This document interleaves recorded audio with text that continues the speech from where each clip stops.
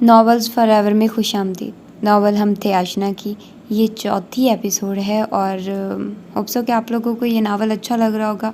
मुझे कभी ये बहुत अच्छा लगने लग जाता है, कभी बहुत ही बुरा लगने लग जाता है। मतलब ऐसे लगता है कि राइटिंग स्टाइल थोड़ा इमेच्योर है, लेकिन फिर दूसरे पर लगता है कि यार ऐसा एक अच्छी राइटर ही सोच सकती है, मतलब थोड़ी सी कॉम्प्लिकेटेड बनाना।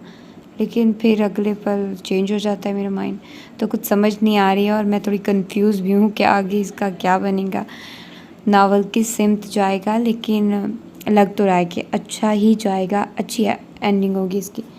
और अगर अच्छी एंडिंग नहीं हुई तो फिर मैं इसको डिलीट कर दूँगी। लेकिन मैंने पढ़ा है, एंडिंग अच्छी ही है, डोंट वरी, आप लोग परेशान मत होइए। तो आइए स्टार्ट करते हैं इसकी आज की एपिसोड को। फेयरवेल के बाद मैट्रिक वालों को इम्तिहानात तक फ्री कर दिया गया था। तभी behज़ाद की क्लास में से कोई स्कूल नहीं आता था सिवाय behज़ाद के।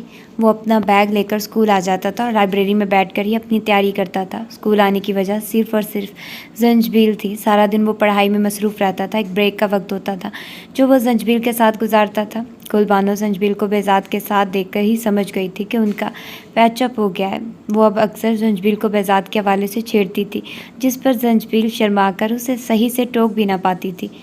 दिन यूं ही गुजरने लगे थे, मोहब्बत के अंजाम और उसमें आती आजमाइशों से बेखबर।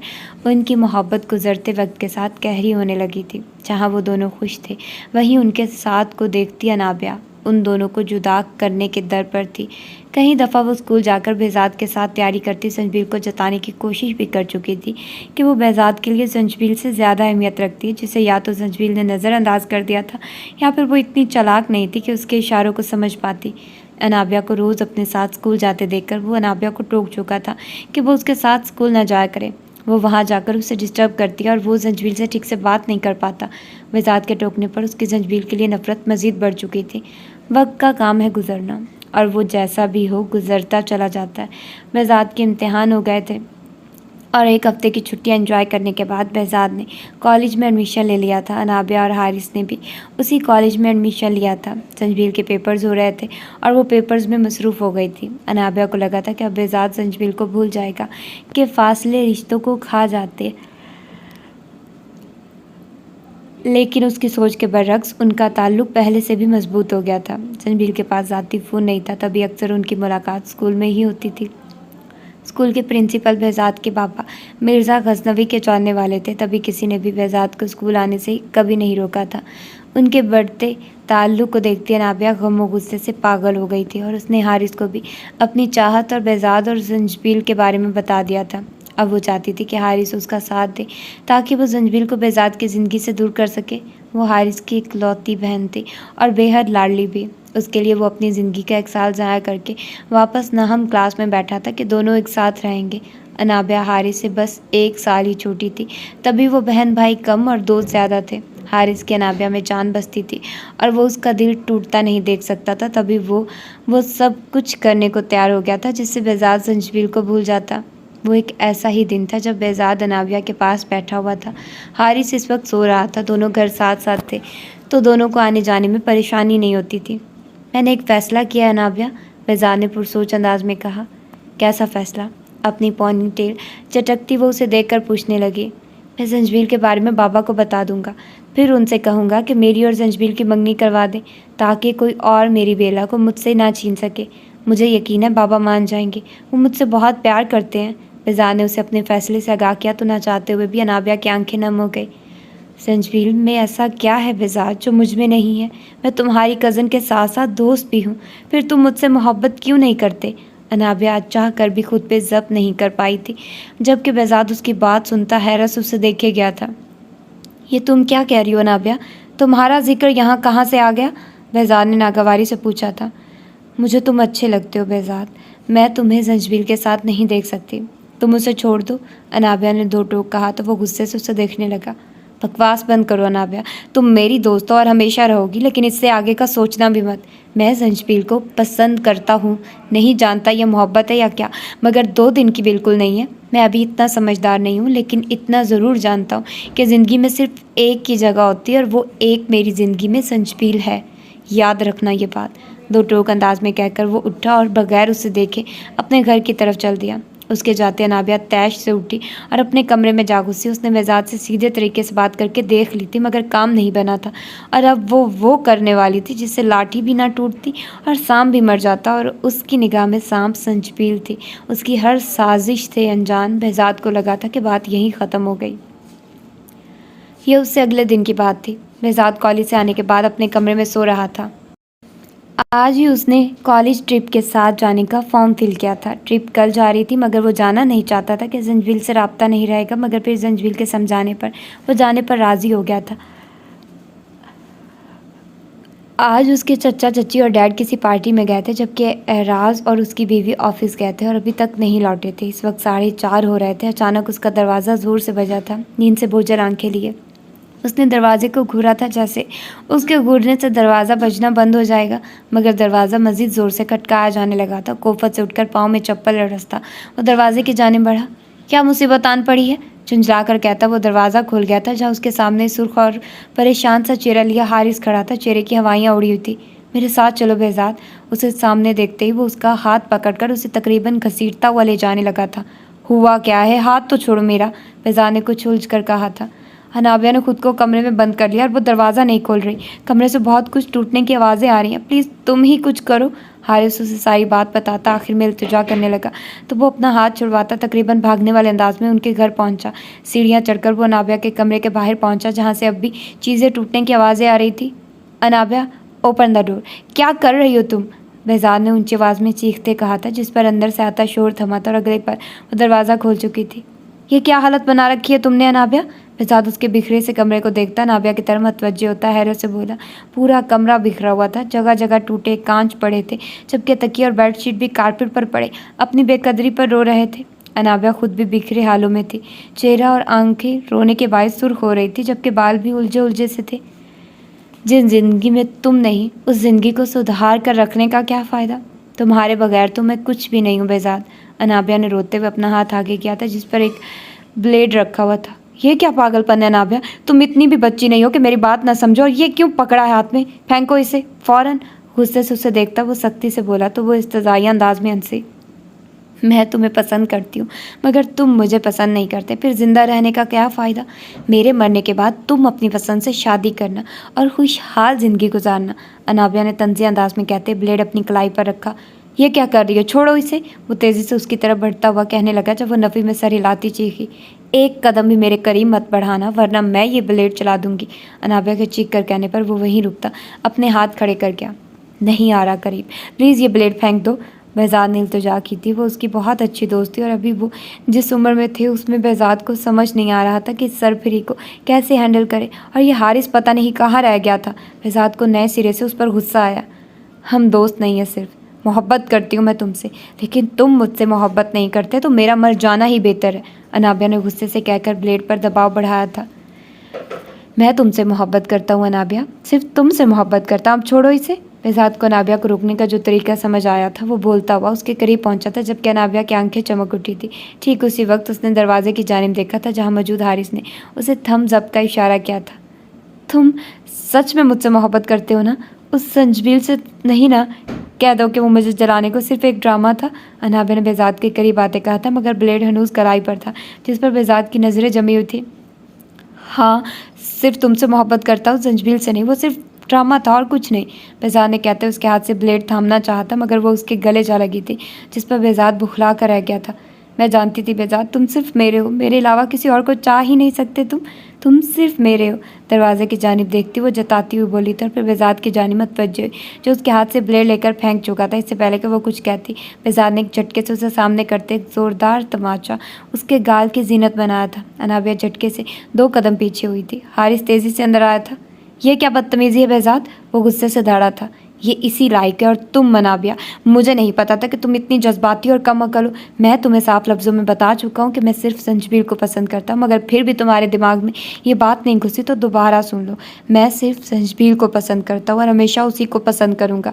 मैं कोई फ्लर्ट नहीं हूँ कि आज किसी और लड़की के साथ और कल किसी और के साथ। आज जो कुछ तुमने किया इसके बाद से मेरा भरोसा तुम पर से उठ गया है। तुम मेरी दोस्ती के लायक ही नहीं हो। फुनकार कर कहता। वो नफरत से अनाबिया को देख रहा था।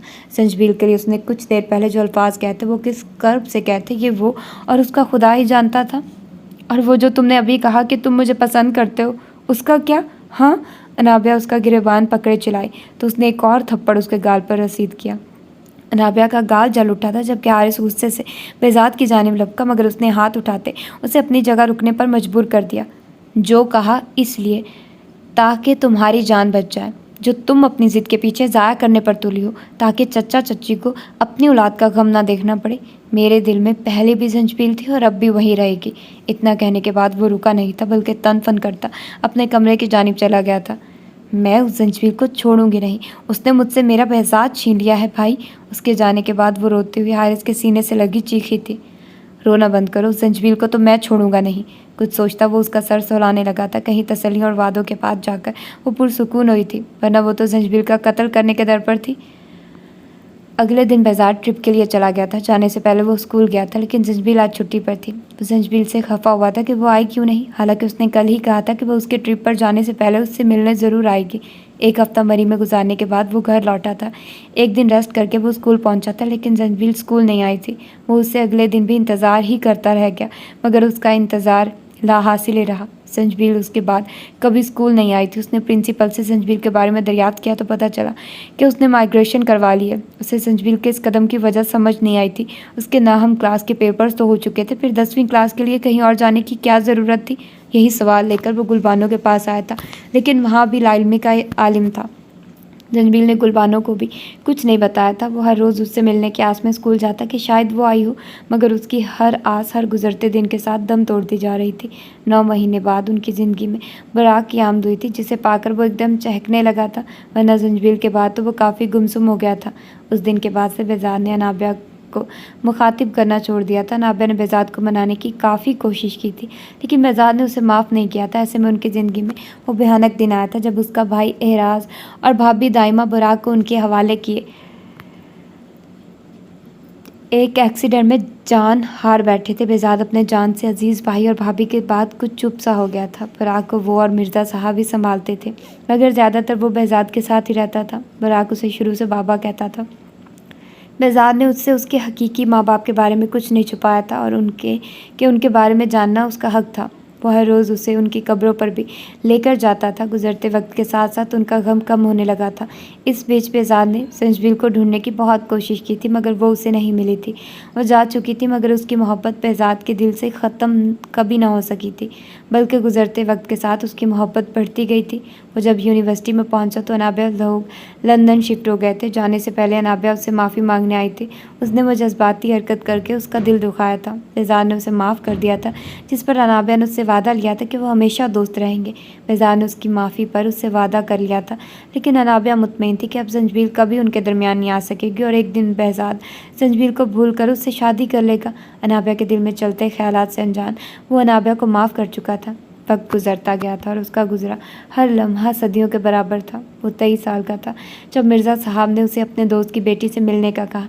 उनकी बात का पस मंज़र समझते उसने मिर्ज़ा साहब को जंजबील के बारे में बता दिया था और अपना फ़ैसला भी सुना दिया था कि वो जंजबील के अलावा कभी किसी से शादी करने का सोच भी नहीं सकता, और अगर वो उसे ना मिली तो वो कभी शादी ही नहीं करेगा। उसके मुँह से सारी बात सुनकर वो दंग रह गए थे। जिसने अपनी ज़िंदगी का इतना बड़ा वाक़या उनसे छुपाया था, और ना सिर्फ छुपाया था बल्कि उस दर्द को भी खुद ही झेला था। मिर्ज़ा साहब ने सच्चे दिल से उसके लिए दुआ की थी कि जंजबील उनके बेटे की ज़िंदगी में लौट आए। तब से आज तक बेजाद जंजबील का इंतज़ार कर रहा था, और आज जब वो उसके करीब थी तो करीब होकर भी करीब नहीं थी। उसे भुलाकर वो शादी कर चुकी थी। उसकी एक बेटी थी। बेजाद को इस बात से भी कोई फ़र्क नहीं पड़ता था, मगर ये बात उसकी बर्दाश्त से बाहर थी कि वो उस पर एतबार नहीं करती थी। छोड़कर भी खुद गई, शादी भी कर ली, और इल्ज़ाम भी उसी पर कि वो बेवफा था। उसने जंजबील को धोखा दिया था और उसे ज़माने में रुसवा किया था। आज उसको सारी हकीकत बताते वो उसकी बेअतनाई देखते बुफर ही तो गया था। माहिर दम बखुद सा बेजाद को देख रहा था, जो अब आंखें खोलता चश्मा उतारकर अंगूठों से अपनी आंखें सुला रहा था। उसकी सी आंखों में इस वक्त सुर्ख डोरे तैर रहे थे जो उसके ज़ब्त को जाहिर कर रहे थे। माहिर ने कभी भी नहीं सोचा था कि वो दोनों हाई स्कूल से एक दूसरे से मोहब्बत करते थे, और ना सिर्फ मोहब्बत करते थे बल्कि एक दूसरे को बेवफा कहकर अब अलग भी हो चुके थे। उनकी मोहब्बत के सामने तो माहिर की मोहब्बत कहीं पीछे रह गई थी, जिसको शुरू हुए अभी शायद 2 महीने भी ना हुए थे। मतलब आपने उन्हें कोई धोखा नहीं दिया? माहिर ने हैरत से सवाल किया तो बेजार ने उसे घूरा। अगर धोखा दिया होता तो अब तक कवारा होता। तीखे चतुनों से खुद को कंपोज करता वो तंजिया बोला तो माहिर गड़बड़ा गया। ये बात तो सभी जानते थे कि बेजाद की अभी तक शादी नहीं हुई और बुराक एराज का बेटा है। तो फिर जंजबील को ऐसा क्यों लगता है कि आपने उन्हें धोखा दिया? कहीं कुछ तो मिसिंग है जो आपको नज़र नहीं आ रहा। माहिर ने उसके तंज को नज़रअंदाज करते पुरसोच अंदाज में कहा तो वो सर झटक गया। ये बात तो वो भी कहीं मर्तबा सोच चुका था, मगर ना तो कोई सिरा हाथ आता था, ना ही जंजबील बेजाद को कुछ बताती थी। जब तक पता चलेगा तब तक शायद मैं इस दुनिया से उठ चुका हूँगा, बेजाद ने उकताए लहजे में कहा था, लेकिन उसके लहजे की बेबसी माहिर को साफ महसूस हुई थी। फिक्र मत करिए, मैं आपकी मदद करूँगा और आपके मरने से पहले आपके और जंजबील के दरमियान की सारी गलतफहमियाँ दूर कर दूँगा, माहिर ने मजबूत लहजे में कहा तो वो चौंक कर उसे देखने लगा। अब मुझे ऐसी कोई चाह नहीं है, वो जो भी करे उसकी मर्ज़ी है, मैं उसे उसके हाल पर छोड़ चुका हूँ और अब मज़ीद उसे अपनी ज़ात की सफाइयाँ नहीं दूंगा। चाहे इतना अरसा उसके बगैर गुजार लिया, बाकी की ज़िंदगी भी काट ही लूँगा। बेजाद ने तो टोक कहा तो वो उसे देख कर रह गया। ऐसा तो मत कहिए, गलत फहमियाँ तो हर रिश्ते में हो जाती हैं, माही ने उसे समझाना चाहा। ये आपको क्यों इतनी हमदर्दी का बुखार चढ़ रहा है? वो आप ही थे ना जिन्होंने मुझसे कहा था कि देखते हैं संजबील को कौन अपने मुकद्दर में लिखता है। बेजाद ने तंजिया कहा तो वो नज़रें चुरा गया। ये ज़रूरी तो नहीं कि जिससे मोहब्बत उसे पा लिया जाए। मोहब्बत महबूब की खुशी में खुश होने का नाम है। जंजबील की खुशी आप में है और मैं जंजबील की खुशी में खुश हूँ, माही ने गहरा सांस भरकर संजीदगी से कहा था। जब आप संजबील से मोहब्बत का जिक्र करते हैं तो दिल करता है कि आपके दांत तोड़ दूँ। बेजाद के लहजे में मजाक की रमक तक ना थी, लेकिन माही फिर भी हंस दिया था। मैं कोशिश करूँगा कि आइंदा आपके सामने ऐसा जिक्र ना करूँ, माही ने यकीन दिलाया था। वो वहाँ से निकलता अपने कैबिन में चला आया था। कुर्सी की पुश्त से टेक लगाए आंखें मूंद कर वो जंजबील के बारे में सोचने लगा था। वो लड़की पहले दिन से ही उसकी तवज्जो का मरकज़ रही थी। दिल उसे पसंद करने लगा था और ये पसंद तब भी नहीं बदली थी जब पता चला था कि वो एक बेटी की माँ है। उसने जंजबील से मोहब्बत की थी, मगर अपने ख्यालों में भी उसने इस मोहब्बत को आलूदा नहीं होने दिया था कि वो उसके लिए नामहरम थी। जंजबील से मोहब्बत ना करना उसके बस में नहीं था। वो उसे पसंद करता था और चाहकर भी भूल नहीं सकता था, मगर उसे ज़बरदस्ती हासिल भी नहीं करना चाहता था कि ज़बरदस्ती के रिश्ते पायदार नहीं होते। वो जंजबील को खुश देखना चाहता था, चाहे फिर उसकी खुशी किसी और के साथ ही क्यों ना हो। अब उसे जंजबील और बेजाद के बीच की गलत फहमियाँ ख़त्म करनी थी ताकि वो जंजबील को खुशहाल देख सके। करते करते एक हफ़्ता भी गुजर गया था। इस एक हफ़्ते में जंजबील ने उन्हें डिज़ाइन करता सारे कपड़े और ज्वेलरी चेक कर ली थी जो हर लिहाज से मुकम्मल थी। माहिर से वो सब कुछ डिस्कस कर चुकी थी और उसने भी सब ओके करार दिया था। बाकी की डिज़ाइन भी रेडी थी और कल उनको इवेंट में लॉन्च किया जाना था। कंपनी के मॉडल्स की भी सारी तैयारी हो चुकी थी। बी अम्मा का इलाज चल रहा था, मगर अभी तक उसने सारी पेमेंट जमा नहीं करवाई थी। अभी तक जो पैसे उसने जमा करवाए थे वो अपनी ज्वेलरी बेचकर करवाए थे, जो तकरीबन 3 लाख बने थे, और ये इतनी रकम नहीं थी कि अस्पताल वालों की तशफ़ी हो पाती। बी अम्मा अस्पताल में एडमिट थी, जबकि अब्रिश को वो रोज़ अपने साथ ले आती थी, जो अच्छे बच्चों की तरह उसे तंग नहीं करती थी। इस एक हफ्ते में नाबिया रोज़ ही ऑफिस आती रही थी और हर वक्त बेजाद के साथ रहने की कोशिश करती थी। ये अलग बात थी कि बेजाद के उकताए अंदाज उसे बताते कि उसका चिपकना बेजाद को पसंद नहीं। अनाबिया भी ढीठी थी, जो जंजबील को ये जताने की खातिर कि बेजाद उसका है, हर वक्त बेजाद के गिर्द मंडलाती रहती थी। जंजबील उसे बेजाद के साथ देखकर कुछ भी जाहिर नहीं होने देती थी और यही चीज़ अनाबिया को खटकती थी कि वो इतनी पुरसुकून क्यों है।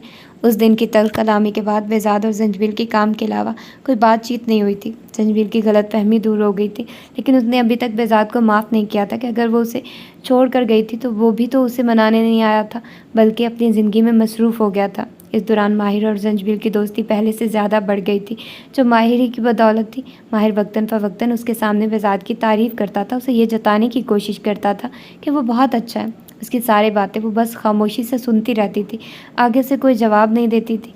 माहिर को लगता था कि वो जंजबील को बेजाद की तरफ माइल करने में कामयाब हो जाएगा। जहाँ माहिर जंजबील की तरफ से खुश था, वहीं बेजाद पर उसे जी भर कर गुस्सा आता था, जो जंजबील को मुकम्मल नज़रअंदाज करने पर तुला हुआ था। माहिर जैसे इंसान कम ही होते हैं जो अपनी खुशी पर दूसरों की खुशी को तरजीह देते हैं, वरना कुछ लोग अनाबिया जैसे भी होते हैं जो अपनी खुशी की खातिर दूसरों की खुशियाँ ज़बरदस्ती अपने नाम कर लेते हैं। इस वक्त जंजबील अपने कैबिन में बैठी लैपटॉप पर कोई काम कर रही थी। जब उसका डेस्क नॉक किया गया, उसने सर उठाकर देखा तो सामने ही बेजाद खड़ा था। उसके साथ आज बेजाद को अनाबिया नाम का दुमछला नज़र नहीं आया था, जिसे देखकर वो गहरा पुरसुकून सांस भर गई थी। पास ही अब्रिश बैठी पेंसिल से कागज़ पर लकीरें फेर रही थी। कल जो जो डिज़ाइन लॉन्च हुए हैं उनकी लिस्ट और सभी मॉडल्स की लिस्ट बनाकर मेरे ऑफिस में आइए। बेजाद दो टोक अंदाज में अपना हुक्म सुनाकर वापस चल दिया था, जबकि उसके तहकमाना अंदाज पर वो आंखें घुमा कर रह गई थी। आया बड़ा हुक्म देने वाला, मुंह बिगाड़ कर कहती वो उसके हुक्म की तामील में लिस्ट बनाने लगी थी। आधे घंटे में लिस्ट बनाकर वो लिस्ट को फाइल में रखकर उसके ऑफिस की जानिब बढ़ी, जबकि अब्रिश भी उसे जाते देख जल्दी से कुर्सी से उतरती उसके पीछे भागी। ये ले, वो बगैर नॉक किए दरवाज़ा धकेल कर अंदर दाखिल होते उसके सामने फाइल रख कर बोली, आपको अपने बॉस के कैबिन में आने के आदाब नहीं है, नॉक किए बगैर कैसे आई आप? बेजाद ने सर्द लहजे में पूछा। नहीं, मैं बहुत बदतमीज़ हूँ और मैं अपने पैरों से चल कर आई हूँ, संजबीन ने बेनियाजी से कहा। यह क्या बदतमीज़ी है? बॉस से बात करने की भी तमीज़ नहीं है आपको? बेजाद उसकी बेनियाजी पर सूख उठा था। अपनी जगह से खड़ा होता वो गुस्से से उसके करीब पहुंचा था, मगर मुकाबिल को उसके गुस्से की हरगिज़ भी परवाह नहीं रही थी। कौन बॉस? ओह, आप तो मेरे गाजी हैं ना? कमाल का मासूमियत भरा लहजा था जो इस वक्त जंजबील ने अपनाया था कि बेजाद उसको देखता रह गया। Just shut up. Behzad Ghaznavi नाम है मेरा और मैं आपका बॉस हूँ, आपका गाजी नहीं। बेजाद ने तल्ख लहजे में उसे जताया था। से आंखें जंजबील की बुरी आंखों में देख रही थी, जहाँ छाए रंग ही अनोखे थे। गाजी अपनी बेला से कभी इतनी ऊंची आवाज़ में बात नहीं करता था। पता नहीं कहाँ खो गया वो, संजबील ने मासूमियत से कहते उसके कोट पर से नादीदा गर्द झाड़ी तो बेजाद ने एक हाथ से उसका हाथ थामा, जबकि दूसरा उसकी कमर के गिर्द हायल किया। इस सब का मैं क्या मतलब समझूं? बेजाद ने उसके चेहरे पर झुकते उसकी कमर पर गिरफ्त सख्त की तो वो अपनी जगह सोच पटा कर रह गई। उसे गाजी से सरकत की उम्मीद नहीं थी। क्या कर रहे हैं? छोड़िए मुझे। वो हकला कर रह गई थी, जबकि उसके चेहरे पर छाए घबराहट के आसार देखता वो तंजिया मुस्कुराया था। मेरे सवाल का जवाब दो पहले। बेजाद ने एक झटके से उसे मज़ीद करीब किया तो वो रूहानसी से हुई। कब तक नाराज़ रहने का इरादा है? अपनी पठानी को माफ़ कर दो। संजबीन ने मज़ाहमत छोड़कर उसके गाल पर हाथ रखते कहा तो उसका हाथ झटक गया, मगर उसे अपनी गिरफ्त से आज़ाद ना किया। उसकी बात पे हैरान हुआ था। कहाँ वो उससे नफ़रत की दावेदार थी और कहाँ अब वो खुद माफ़ी मांग रही थी। मुझे मेरे वो अजियत भरे 10 साल लौटा दो जो मैंने अपनी मोहब्बत अपनी पठानी के बगैर गुजारे, तो मैं तुम्हें माफ़ कर दूंगा। वो वक्त लौटा दो जब मेरी पठानी बगैर मुझे बताए मोहब्बत के सफ़र में अकेला छोड़ गई थी। बेजाद ने कहा तो वो बेबसी से उसे देखने लगी। नहीं लौटा सकती ना, तो मुझसे माफ़ी की उम्मीद भी मत रखो। और अब कैसे एतबार कर रही हो मेरा? मैं तो एतबार के लायक ही नहीं हूँ ना, बेजाद ने जहर खन लहजे में कहा था। संजबील की आंखें नम हुई थी, मगर सामने वाला पत्थर दिल बना हुआ था। अचानक खटके की आवाज़ पर वो चौंक कर दरवाजे की जानिब मुतवज्जे हुए, जहाँ ग्लास डोर से नन्ही अब्रिश चिपक कर खड़ी टकर टकर उन्हें ही देख रही थी। उसके हाथ मुसलसल दरवाजे पर बज रहे थे, लेकिन दरवाज़ा नहीं खुल रहा था। मेरी जान। वो जंजीर को एक झटके से आज़ाद करता तेज़ी से दरवाजे की जानिब बढ़ा। एहतियात से दरवाज़ा खोला ताकि दरवाजे पर अपना वज़न डाले खड़ी अब्रिश गिर न जाए। मेरी प्रिंसेस यहाँ क्या कर रही है? बेजाद ने उसे गोद में उठाकर अपनी विजिटिंग टेबल पर बिठाते हुए पूछा, दोनों हाथ उसके गिर्द जमा कर रखे ताकि वो नीचे ना गिरे। मम्मी के साथ आई हूँ, उसने नाक चढ़ाकर जंजील की तरफ इशारा किया, जो उसको देखते हुए बेजाद की कुर्सी पर जाकर बैठ चुकी थी, जिस पर बेजाद ने कोई ध्यान नहीं दिया था। अब्रिश चॉकलेट खाएगी? बेजाद ने उसकी नाक की टिप पर नॉक करते नरमी से पूछा। सारी चॉकलेट खाऊंगी, वो पूरी जोर से बोली तो बेजाद उसे वहीं छोड़कर रूम फ्रिज की तरफ बढ़ा। यहाँ वो बुराक के लिए हमेशा चॉकलेट्स रखता था, जो अब उसके काम आ रही थी। ये हमारी लिटिल प्रिंसेस के लिए। चॉकलेट का रैपर खोलकर अब्रिश को थमाई तो खुश होती चॉकलेट खाने लगी। यहाँ से जाने के बाद कुछ मैनर सीख लेना कि बॉस से कैसे पेश आते हैं। बेजाद ने अब्रिश का माथा चूमते जंजील को कड़े तेवरों से देखते कहा तो वो मुस्कुराए। अब्रिश के लिए बेजाद का प्यार उसके दिल को हमेशा मुतमईन कर देता था, जबकि बेजाद जंजील के बदले बदले ढंग देखता कुछ मुतअज्जिब हुआ था। क्या उसके सच्चाई बताने के बाद से उसके अंदाज में बदलाव आया था? ये सोच आते ही वो सर झटक गया था। मतलब अगर वो ना बताता, वो पहले की तरह ही उससे नफरत करती और हमेशा की तरह आज भी उसे बेअतबार ही समझती। आप भी सीख लीजिएगा कि बगैर इजाज़त किसी के बच्चे को हाथ नहीं लगाते। संजमील ने भी तंज़ी अंदाज अपनाया। अब्रिश मेरी बेटी है, मेरी गुड़िया है ना अब्रिश? बेजाद ने उसे जवाब देते अब्रिश से इस्तफार किया। यश बाबा, उसके मासूमियत से कहने पर बेजाद बेसाख्ता एक बार उसका माथा चूम गया था, जबकि अब्रिश का जवाब और बेजाद का उसको प्यार करना कैबिन में दाखिल होती अनाबिया को एक आंख न बात था। यह किसकी बेटी? जंजील को बेजाद की कुर्सी पर बैठे देखकर उसका सवाल अधूरा रह गया था। जंजील का इतने हक से बेजाद की सीट पर बैठना उसे कांटों पर घसीट गया था। ये मेरी बेटी है, देखो क्यूट है ना, बिल्कुल मेरी तरह। बेजाद ने अब्रिश को गोद में उठाकर अनाबिया से सवाल किया था। उसके जवाब पर जंजील के साथ साथ अनाबिया को भी हैरत हुई थी। जंजील को लगा था कि वो अब्रिश का तारुफ जंजील की बेटी कहकर करवाएगा। तुम्हारी बेटी? अनाबिया ने अचंभे से पूछा। संजबीर की मुस्कुराहट उसे खटक रही थी। हाँ, मेरी और बेजाद की बेटी। जैसे बुराक बेजाद के साथ मेरा बेटा है, वैसे ही अब्रिश मेरे साथ साथ बेजाद की भी बेटी है। अब जाहिर है जब हमारी शादी हो जाएगी तो ये मेरे और इनके नहीं बल्कि हमारे बच्चे होंगे। क्यों गाजी? बेजाद के जवाब देने से पहले ही संजबील हक से बेजाद के दाएं बाजू में अपना बायां बाजू डाले उसके कंधे से सर टिकाकर बोली थी। बेजाद तो आज झटकों की जद में था। पहले मोहब्बत का इकरार और अब शादी। उनके दरमियान शादी को लेकर डिस्कशन कब हुई भला? तुम्हारे पहले शौहर से तुम्हारी एक बेटी और मेरा नहीं ख्याल कि बेजाद अपनी मोहब्बत में इतना अंधा हुआ है कि एक बढ़ती हुई औरत से शादी करे। अनाबिया ने तमस्खुराना अंदाज में कहा तो जंजील का चेहरा फीका पड़ा।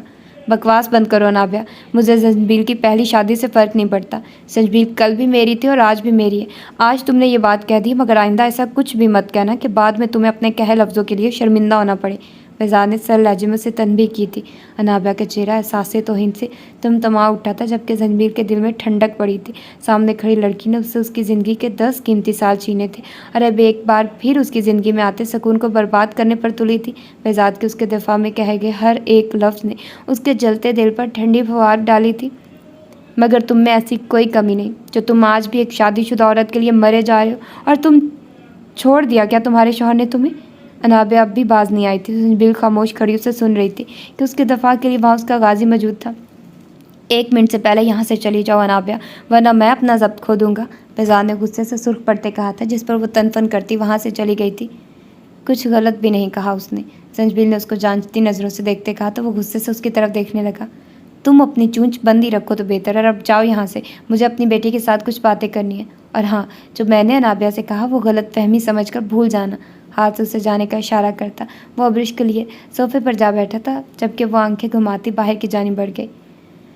नया दिन एक बार फिर तुलू हो चुका था। बेजाद माहिर को संजबील के बदले अंदाज के बारे में बता चुका था। जहाँ वो अचानक उसकी नफ़रत ख़त्म होने पर हैरान हुआ था, वहीं खुशी भी थी कि उन दोनों के दरमियान की गलत फहमी दूर हो गई और अब उन्हें कुछ भी करने की ज़रूरत नहीं थी। इवेंट कंपनी के 2nd फ्लोर पर मौजूद वसी और इस हॉल में रखा गया था, जिसको सुबह से तैयार किया जा रहा था। शाम तक तकरीबन सारी तैयारी मुकम्मल हो चुकी थी।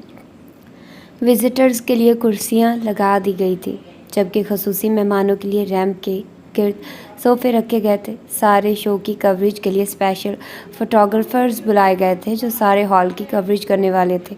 यहाँ पर सिर्फ इंतज़ामिया और इवेंट ऑर्गेनाइज़र मौजूद था, जो सारा इंतज़ाम देख रहा था। शाम तक सारे गेस्ट्स आ चुके थे, सारी मॉडल्स भी तैयार थी। कंपनी के सभी वर्कर्स हॉल पहुँच चुके थे। संजबील भी अब्रिश को लिए आ चुकी थी। संजबील ने सुनहरी रंग की कलियों वाली फ्रॉक पहनी हुई थी, जिसके दामन, पेटी और बाजुओं पर शीशे और कढ़ाई का काम किया गया था। दुपट्टे को कंधे पर लटकाकर सर पर सुर्ख रंग का हिजाब कर रखा था, जिसमें उसका चेहरा दमक रहा था। हल्का फुल्का मेकअप कर रखा था और लबों पर सुर्ख लिपस्टिक लगाई थी। सुर्ख रंग का ही खुस्सा पहन रखा था ताकि चलने में आसानी रहे।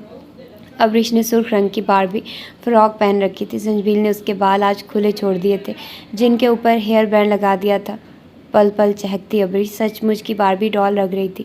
संजबील ने उसे भी सुर्ख रंग का खुस्सा पहनाया था। हाय ब्यूटीफुल गर्ल्स, अपने पीछे शौक सी आवाज़ सुनती वो पलटी थी। सामने बुराक हाथ में जूस थामे खड़ा उन्हीं को देख रहा था। ब्राउन 3-पीस सूट में वो इस वक्त बहुत डिसेंट और क्यूट लग रहा था। हाय हैंडसम। संजबील उसके करीब पहुंचते उसका हाथ चूमकर बोली तो बुराक ने हैरत से अपने माथे को हाथ से छुआ। आपने मुझे पारी की? बुराक ने अपनी हैरत को सवाल दिया। हाँ, क्या आपको बुरा लगा? संजबील ने सवालिया नज़रों से उसे देखा। नो, मुझे बहुत अच्छा लगा। यहाँ भी करे ना? बुराक ने हसरत से कहा तो वो नम आंखें लिए उसके दोनों गालों पे बोसा दे गए। मम्मी, मेरी पारी। अब्रिश ने उसकी फ्रॉक खींचते उसे अपनी जानिब मुतवज्जे किया तो वह हंसती उसके करीब बैठी। मेरी आप भी जेलिस हो रही है? उसके फूले फूले गाल चूमती वो पूछने लगी। अब मेरी बारी? बुराक ने संजबील के करीब आते थोड़ा झुककर पहले संजबील के माथे को चूमा, फिर अब्रिश के दोनों गालों को। मैं भी किश करूं? अब्रिश ने बुराक को देखते पूछा तो वो खुश होता उसके पास घुटनों के बल बैठा। अब्रिश ने बुराक के सर को चूमा तो बुराक के साथ साथ संजबील भी खिलखिलाकर हंसी। आप बहुत अच्छी हो गई आंटी, बुराक ने अब्रिश को कुर्सी पर बिठाते कहा तो वो मुस्कुराए। आप मुझे आप भी की तरह मम्मी कहेंगे तो मुझे अच्छा लगेगा, संजबील ने मुस्कुराते हुए कहा तो बुराक की आंखें हैरत से फटी। मतलब आप बाबा से पट गई? बुराक ने विसाख्ता पूछा तो संजबील का कहका फिजा में गूंजा। बहुत अरसे बाद वो यूँ बेफिक्री से हंसी थी और उसे यूँ हंसते देखकर सभी एम्प्लॉयज़ कुछ हैरत ज़दा हुए थे कि उन्होंने पहली बार संजबीर को हंसते हुए देखा था। आपके बाबा ने तो मुझे बहुत पहले पटा लिया था, लेकिन अब वो मुझसे पट नहीं रहे, संजबीर ने शरारत से कहा। तो बुराक ने आंखें घुमाई। बाबा तो आप पर लट्टू हैं, फिर उन्हें पटाने की क्या ज़रूरत। बुराक के कहने पर उसके गाल दहक उठे थे, मगर बुराक अब्रिश को देख रहा था जो उसकी फ्रंट पॉकेट से सुर्ख रुमाल निकालकर अब अपने चेहरे पर फेर रही थी। मगर अब वो नाराज़ हो गए और मुझसे बात भी नहीं कर रहे, संजबीर ने कहा। तो बुराक ने नफ़ी में सर हिलाया। ऐसा हो ही नहीं सकता, बाबा आपसे नाराज़ हो ही नहीं सकते, हर वक्त तो आपकी फ़ोटो अपने फ़ोन में रखते हैं। बुराक ने इंकशाफ किया तो वह हैरत ज़दा से उसे देखने लगी। मेरी फ़ोटो? संजबीर ने उसके लफ्ज़ दोहराए। हाँ ना मम्मी, आपकी बहुत सी पिक्चर्स बाबा के फ़ोन में हैं, तब ना आप थोड़ी स्मार्ट होती थी और बाबा भी छोटे थे। बुराक ने बताया तो उसे याद आया, बेजाद के पास उसकी हाई स्कूल फेयरवेल पार्टी की तस्वीरें थी। उसे अंदाज़ा नहीं था कि वो तस्वीरें अब भी उसके पास होंगी। बुराक आपको बॉस बुला रहे हैं। उनकी बातों को ब्रेक मायर सदीकी की आवाज़ ने लगाया था। हम बाद में डिस्कस करेंगे कि बाबा को कैसे पटाना है। ओके मम्मी, बुराक ने उसके करीब झुककर राजदाना अंदाज में कहा। तो वो सर हिला गई। बुराक वहाँ से चला गया तो माहिर संजबीर की तरफ मुतवज्जो हुआ, जो आज बेहद हसीन लग रही थी। माही ने बेसाख्ता नज़रें चुराई थी कि उसे देखते दिल कानों में धड़कता महसूस होता था। कैसी हैं आप? माही ने नरमी से पूछा। मैं ठीक हूँ सर, आप कैसे हैं? संजबीर ने भी नरमी से ही जवाब दिया था। मैं भी ठीक हूँ संजबीर, माजी में मैंने जो भी आपसे कहा उसे एक ख्वाब समझकर भूल जाइएगा। मैं नहीं जानता था कि जिससे मुझे मोहब्बत है वो किसी और का नसीब है। मैं दुआ गो हूँ कि आपको आपकी मोहब्बत मिल जाए। माहिर का हवाला उस मुलाकात की तरफ था जब उसने संजबीर को खुद शादी के लिए कहा था। इट्स ओके सर, संजबीर ने मुस्कुराकर कहते बात ही ख़त्म कर दी थी। लेकिन अभी भी एक सवाल है जो मुझे उलझाए हुए है और इस सवाल का जवाब फ़कत आपके पास है। माही ने कहा तो संजबीर ने अचंभे से उसे देखने लगी। आपने कहा था कि अब्रिश के बाबा की डेथ हो चुकी है, जबकि अब्रिश के बाबा जिंदा हैं। माही ने कहा तो वो नासमझी से उसे देखने लगी। अब्रिश के बाबा की वफ़ात हो चुकी है सर, मैंने आपसे कोई झूठ नहीं बोला था, संजबीर ने मजबूत लहजे में जवाब दिया था। लेकिन मैं आपके शौहर से मिल चुका हूँ, तब जब हमें बेजाद सर की नकली मौत के बारे में पता चला था, आपको याद तो हो। तो माही ने संजीदगी से कहा तो वो गहरा सांस भरकर रह गई। वो अभी संजबीर कुछ कहने ही लगी थी जब एक पाटदार आवाज़ उनके करीब से गूंजी थी। मेरे ख्याल से इवेंट शुरू करवा देना चाहिए, अगर आप लोगों की बातें ख़त्म हो गई हों तो। बेजाद था जो उनके सामने खड़ा नागवारी से बोल रहा था। यूँ तो माहिर के दिल में अब ऐसी कोई बात नहीं थी, फिर भी उसे उन दोनों का यूँ बेतकल्फ़ी से बात खड़े होकर करना पसंद नहीं आया था। संजबीर की निगाहें बेजाद पर जमी थी, जो इस वक्त बुराक की ही तरह का ब्राउन थ्री पीस सूट पहने बेहद वजीह लग रहा था। उसके चेहरे पर जालसी के तासुरात देखते वो दिल ही दिल में मुस्कुराई थी। जहाँ उसका दिल बेजाद की तरफ से साफ़ हुआ था, वहाँ अभी भी ये शिकवा कायम था कि उसने अनाबिया से मोहब्बत का इजहार क्यों किया था। मजबूरी ही सही, फिर भी उसने वो हक अनाबिया को क्यों दिया था जो सिर्फ़ और सिर्फ संजबीर का था। जी बिल्कुल सर, हम अभी यही बात कर रहे थे, चले माहिर सर, संजबीर ने कहकर माहिर का बाजू थामा था, जिसे देखकर बेजाद की आंखों में मिर्ची सी लगी थी, जबकि माहिर संजबीर के अंदाज पर हैरान होता। एक नज़र बेजाद को देखकर संजबीर के साथ आगे बढ़ गया था। शो का आगाज़ कर दिया गया था। माहिर सदीकी स्टेज पर खड़ा सबको अपनी नई ज्वेलरी और क्लॉथ की कलेक्शन के बारे में मालूमात दे रहा था। सभी उसकी तरफ मुतवज्जे थे। आधी लाइट्स ऑफ कर दी गई थी, जिसके बायस वहाँ नीम अंधेरा था। सिर्फ स्टेज पर स्पॉट लाइट थी जो माइक को घेरे हुए थी। कुछ ही देर में वॉक शुरू करवाई गई थी। सारी मॉडल्स एक के बाद एक करके रैंप पर चलने लगी थी। संजबीर के साथ एक और डिज़ाइनर थी जिसकी कलेक्शन लॉन्च की गई थी। पहले संजबीर के और फिर उस डिज़ाइनर की कलेक्शन शो की गई थी। तकरीबन 1 घंटे तक ये सिलसिला चलता रहा था। संजबीर दिल ही दिल में अल्लाह से इस इवेंट की और अपनी कामयाबी की दुआ मांग रही थी। जब मॉडल्स का सिलसिला ख़त्म हुआ तो दोनों डिज़ाइनर्स को रैंप पर बुलाया गया था। संजबीर ने अब्रिश को बुराक के हवाले किया था कि उससे बेहतर तो अब्रिश को कोई नहीं संभाल सकता था। वो दोनों एक साथ रैंप पर गई थी, जहां मॉडल्स पूरे रैंप पर बिखरी हुई थी। संजबीर की आंखें नम हुई थी। खुदा की करम नवाजी थी कि उसने संजबीर को कामयाबी से हमकिनार किया था। फ्लैश लाइट्स उनके चेहरे पर पड़ रही थी और फ्लैश लाइट्स में संजबीर की निगाह बेजाद की जानिब उठी थी, जो एक कोने में खड़ा नाबिया से कोई बात कर रहा था, जो इस वक्त पर्पल गाउन में मलबूस थी। बालों को खुला छोड़ रखा था, जबकि दुपट्टा नदारुद था। उसे बेजाद के साथ देखकर संजबीर का अंग अंग जल उठा था। वो दोनों नीचे आई तो माहिर ने कंपनी के ऑनर यानी बेजाद को बुलाया था। बेजाद अनाबिया को वहीं छोड़कर स्टेज की जानिब बढ़ गया था, जहां अब वो मेहमानों का शुक्रिया अदा करता, अपनी टीम का शुक्रिया अदा कर रहा था, जिन्होंने इस इवेंट को कामयाब बनाने के लिए अपनी पूरी जान लगाई। 5 मिनट की स्पीच के बाद वो नीचे उतर आया था। गेस्ट्स की खातिर तवाज़ो का एहतमाम किया जा रहा था और माहिर वहाँ बिज़ी हो गया था। बेहज़ाद कोई फ़ोन कॉल सुन रहा था। संजबील अनाबिया की जानिब बढ़ी थी, जिसकी नज़रें बेहज़ाद पर जमी हुई थी। इससे पहले कि वो उस तक पहुँचती, अचानक कोई उसके रास्ते में आया था। संजबील ठटक कर रुकी थी। वो कोई लड़की थी जिसकी उम्र संजबील के जितनी ही थी। अब तो लोग बड़े लोग बन गए हैं, हम गरीबों को कहाँ पहचानेंगे? वो लड़की संजबील की सवालिया और अजनबी नज़रों को देखती तंज़ी अंदाज में बोली तो संजबील ने अचंभे से उसका फरमान सुना। आप मुझसे कह रही हैं? संजबील ने आगे पीछे देखते पूछा कि शायद वो किसी और से मुखातिब हो। नीम अंधेरे में वो वाकई सामने खड़ी लड़की को पहचान नहीं पाई थी। नहीं, तुम्हारे भूत से कह रही हूँ डफर। बेजार से शादी के बाद क्या पागल हो गई हो तो कि अपनी बानों को भूल गई? अब की बार वो उसे ज़बरदस्ती गले से लगाती हुई बोली तो उसके बानों कहने पर संजबील हक्का बक्का रह गई। गुल बानो? संजबील ने बेयकीनी से पूछा। हाँ हाँ, गुल बानो। माना कि तुमने कभी मुझे अपनी ख़ास दोस्त नहीं समझा था, लेकिन यूँ भी कोई छोड़कर जाता है जैसे तू गई? संजबील से शिकवा नुमा अंदाज में कहती वो उससे अलग हुई। ऐसा नहीं है बानो, एक तुम ही तो मेरी दोस्त थी, बस तब हालात कुछ ऐसे बने कि संजबील उसका शिकवा ख़त्म करने को वजह बता रही थी जब बुराक के पुकारने पर रुक कर उसे देखने लगी। लिटिल फेरी बहुत रो रही है मम्मी, आपके पास आना चाह रही है। बुराक ने अपनी उंगली थामे खड़ी अब्रिश की तरफ इशारा किया जो अब संजबील की टांगों से लिपट गई थी। माशाल्लाह, ये तुम्हारे और बेहज़ाद के बच्चे हैं ना? अभी उसे स्पीच करते देखा था, पहले तो मैं पहचान ही नहीं पाई थी, बहुत बदल गया है वो, लेकिन तुम आज भी वैसी ही हो। वैसे तुम दोनों बहुत लकी हो जो एक दूसरे से मोहब्बत करके एक दूसरे को पा भी लिया। गुलबानो बारी बारी बुराक और अब्रिश को प्यार करती हुई बोली थी। नहीं बानो, वो भानु की बात पर फीका सा मुस्कुराती संजबील उसे बताने लगी थी कि जैसा वो समझ रही है वैसा कुछ नहीं है, मगर तभी माहिर की आमद पर उसकी बात उसके मुंह में ही रह गई। संजबील, कुछ गेस्ट आपसे मिलना चाह रहे हैं वहाँ। माहिर ने इशारा किया तो वो सर हिलाती बानो से माजरत करती उस तरफ बढ़ी। आप माहिर सदीकी हैं?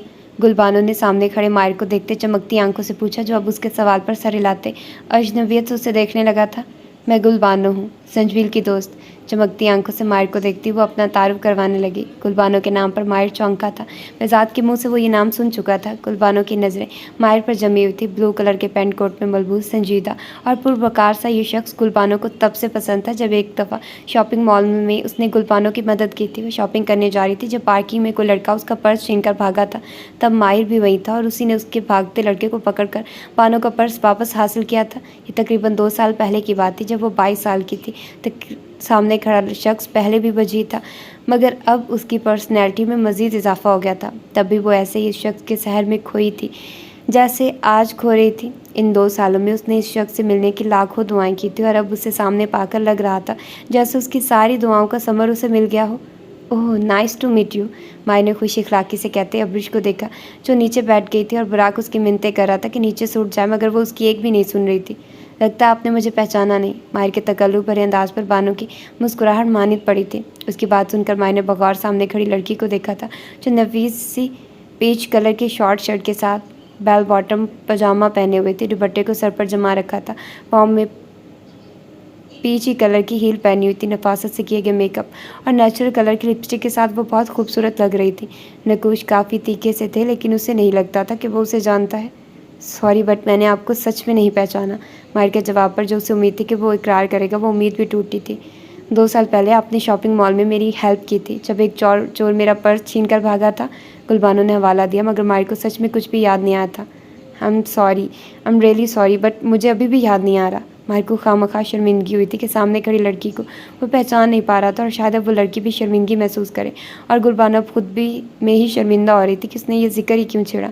कोई बात नहीं सर, अब हर कोई इतना भी अहम नहीं होता कि उसे याद रखा जाए। खफत से पुरचेहरा लिए वो अफसुर्दगी से बोलती नीचे अब्रिश के पास झुकी थी जबकि माहिर उसके लहजे में कुछ उदासी से महसूस करता चौंक उठा था। आ जाओ छोटी पठानी, मैं आपकी आनी हूँ, आपकी मम्मी की बहन। गुलबानो ने झुककर अब्रिश को हाथों से थामते खड़ा किया। मम्मी पास जाना है, अब्रिश ने मुंह लटका कर कहा था। रात काफ़ी हो गई थी और उसे अब नींद आ रही थी, मगर माँ उसके पास ही नहीं थी। अभी आपकी मम्मी पास जाते हैं, आ जाओ। गुलबानो उसका हाथ थामती संजबील की जानिब बढ़ने लगी जबकि बुराक भी उनके साथ हो लिया था। माहिर की निगाहों ने दूर तक गुलबानो का पीछा किया था। वो लड़की अपने लफ्ज़ों से उसे चौंका गई थी और वो अब उसी के बारे में सोचता जा रहा था। ये लो भाई, छोटी पठानी को अपनी मम्मी के पास जाना था। संजबील के पास पहुंचकर गुलबानो ने अब्रिश को संजबील के हवाले किया। आ जाओ मेरी जान, अब्रिश का माथा चुमकर वो नरमी से बोली थी। वैसे अपने शौहर गाजी से नहीं मिलवाओगी? गुलबानो ने शरारत से कहा तो उसका रंग फीका पड़ा। गुलबानो को क्या खबर कि उसकी मोहब्बत में इस कदर आजमाइशें आई थी कि वो अभी तक उसके शौहर होने का रुतबा नहीं पा सका था। अभी वो मसरूफ़ हैं, बाद में। वो यहाँ माज़ी का तज़किरा नहीं चाहती थी, तभी बहाना कर दिया। अच्छा फ़ोन नंबर तो दो मुझे, अब तो मिलना मिलाना लगा रहेगा, गुलबानो ने उससे कहा। तो वो उसके फ़ोन में अपना नंबर सेव करने लगी।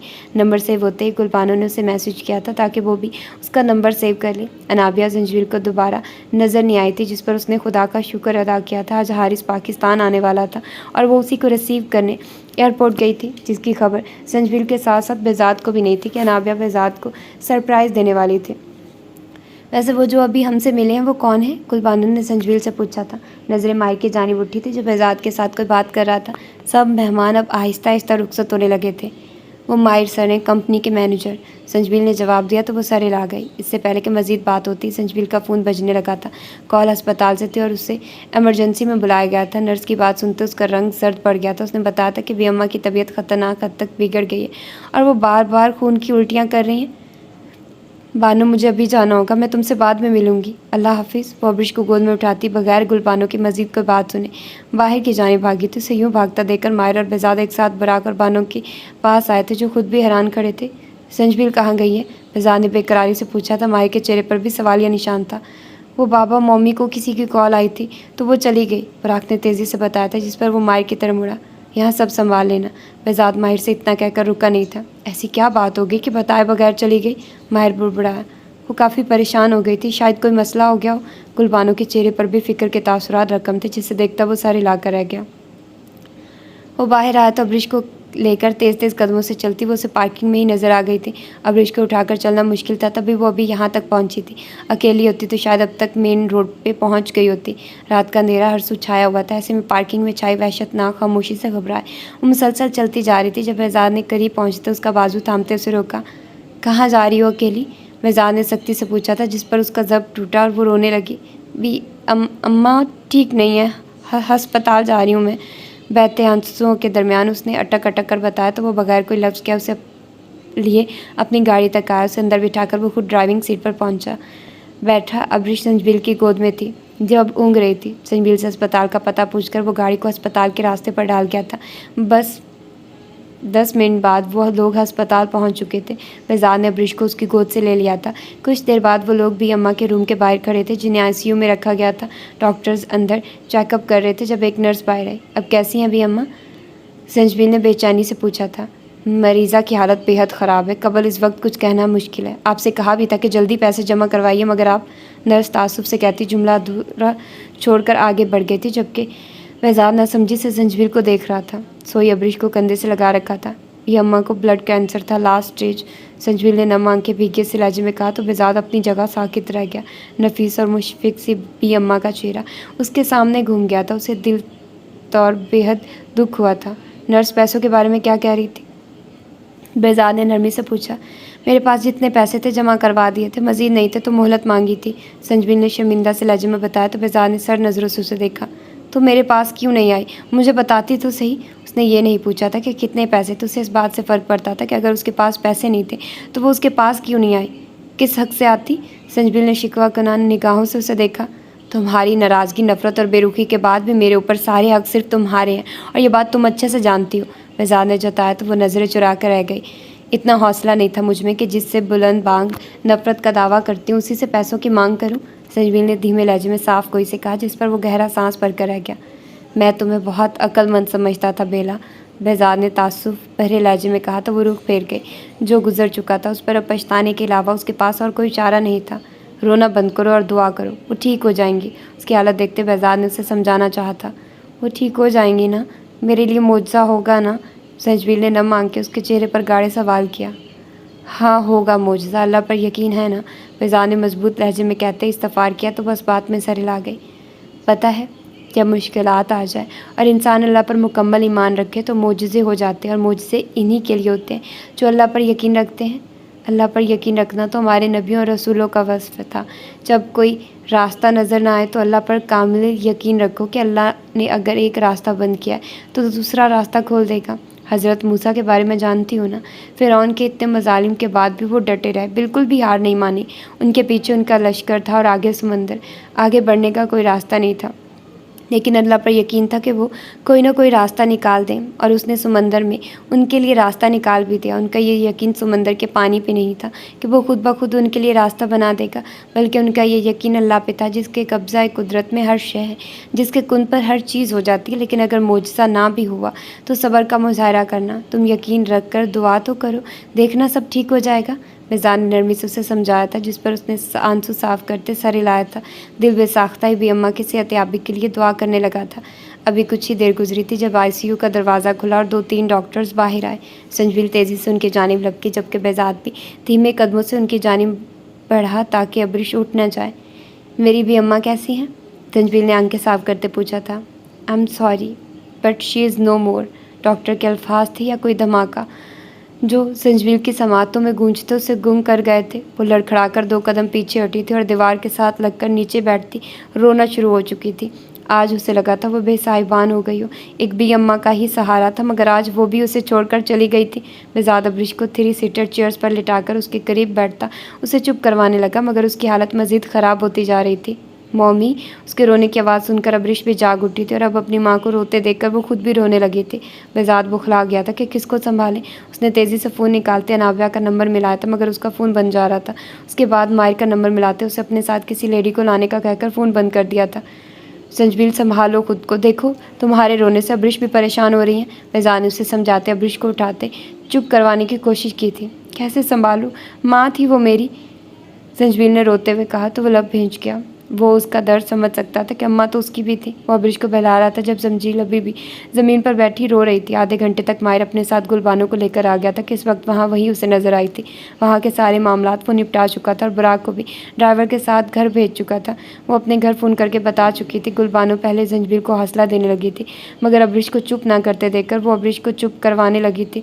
माहिर और बेज़ाद पौड़ी ले जाने के लिए इंतजाम करने लगे थे और इन्हें ये इंतजाम और पेपर वर्क करवाते करवाते रात के 3 बज चुके थे। अब्रिश और गुलबानो को बेज़ाद ने माहिर के साथ रवाना किया था और खुद वो अपनी गाड़ी में संजबील के साथ एम्बुलेंस के पीछे पीछे घर पहुंचा था। आज भी अम्मा को गुजरे 1 हफ़्ता हो गया था और इस 1 हफ़्ते में संजबील एकदम चुप होकर रह गई थी।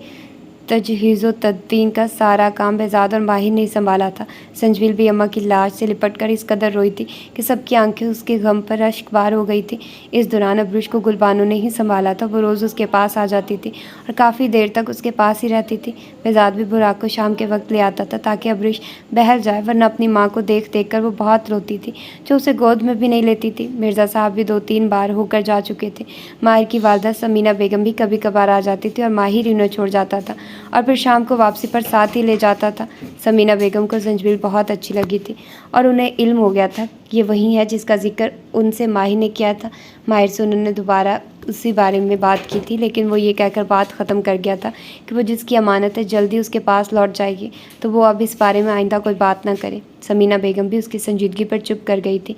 अनाबिया भी बेज़ाद के साथ आई थी और बेज़ाद के सामने मसनूई हमदर्दी का इजहार करती जल्द ही वापसी को हो ली थी।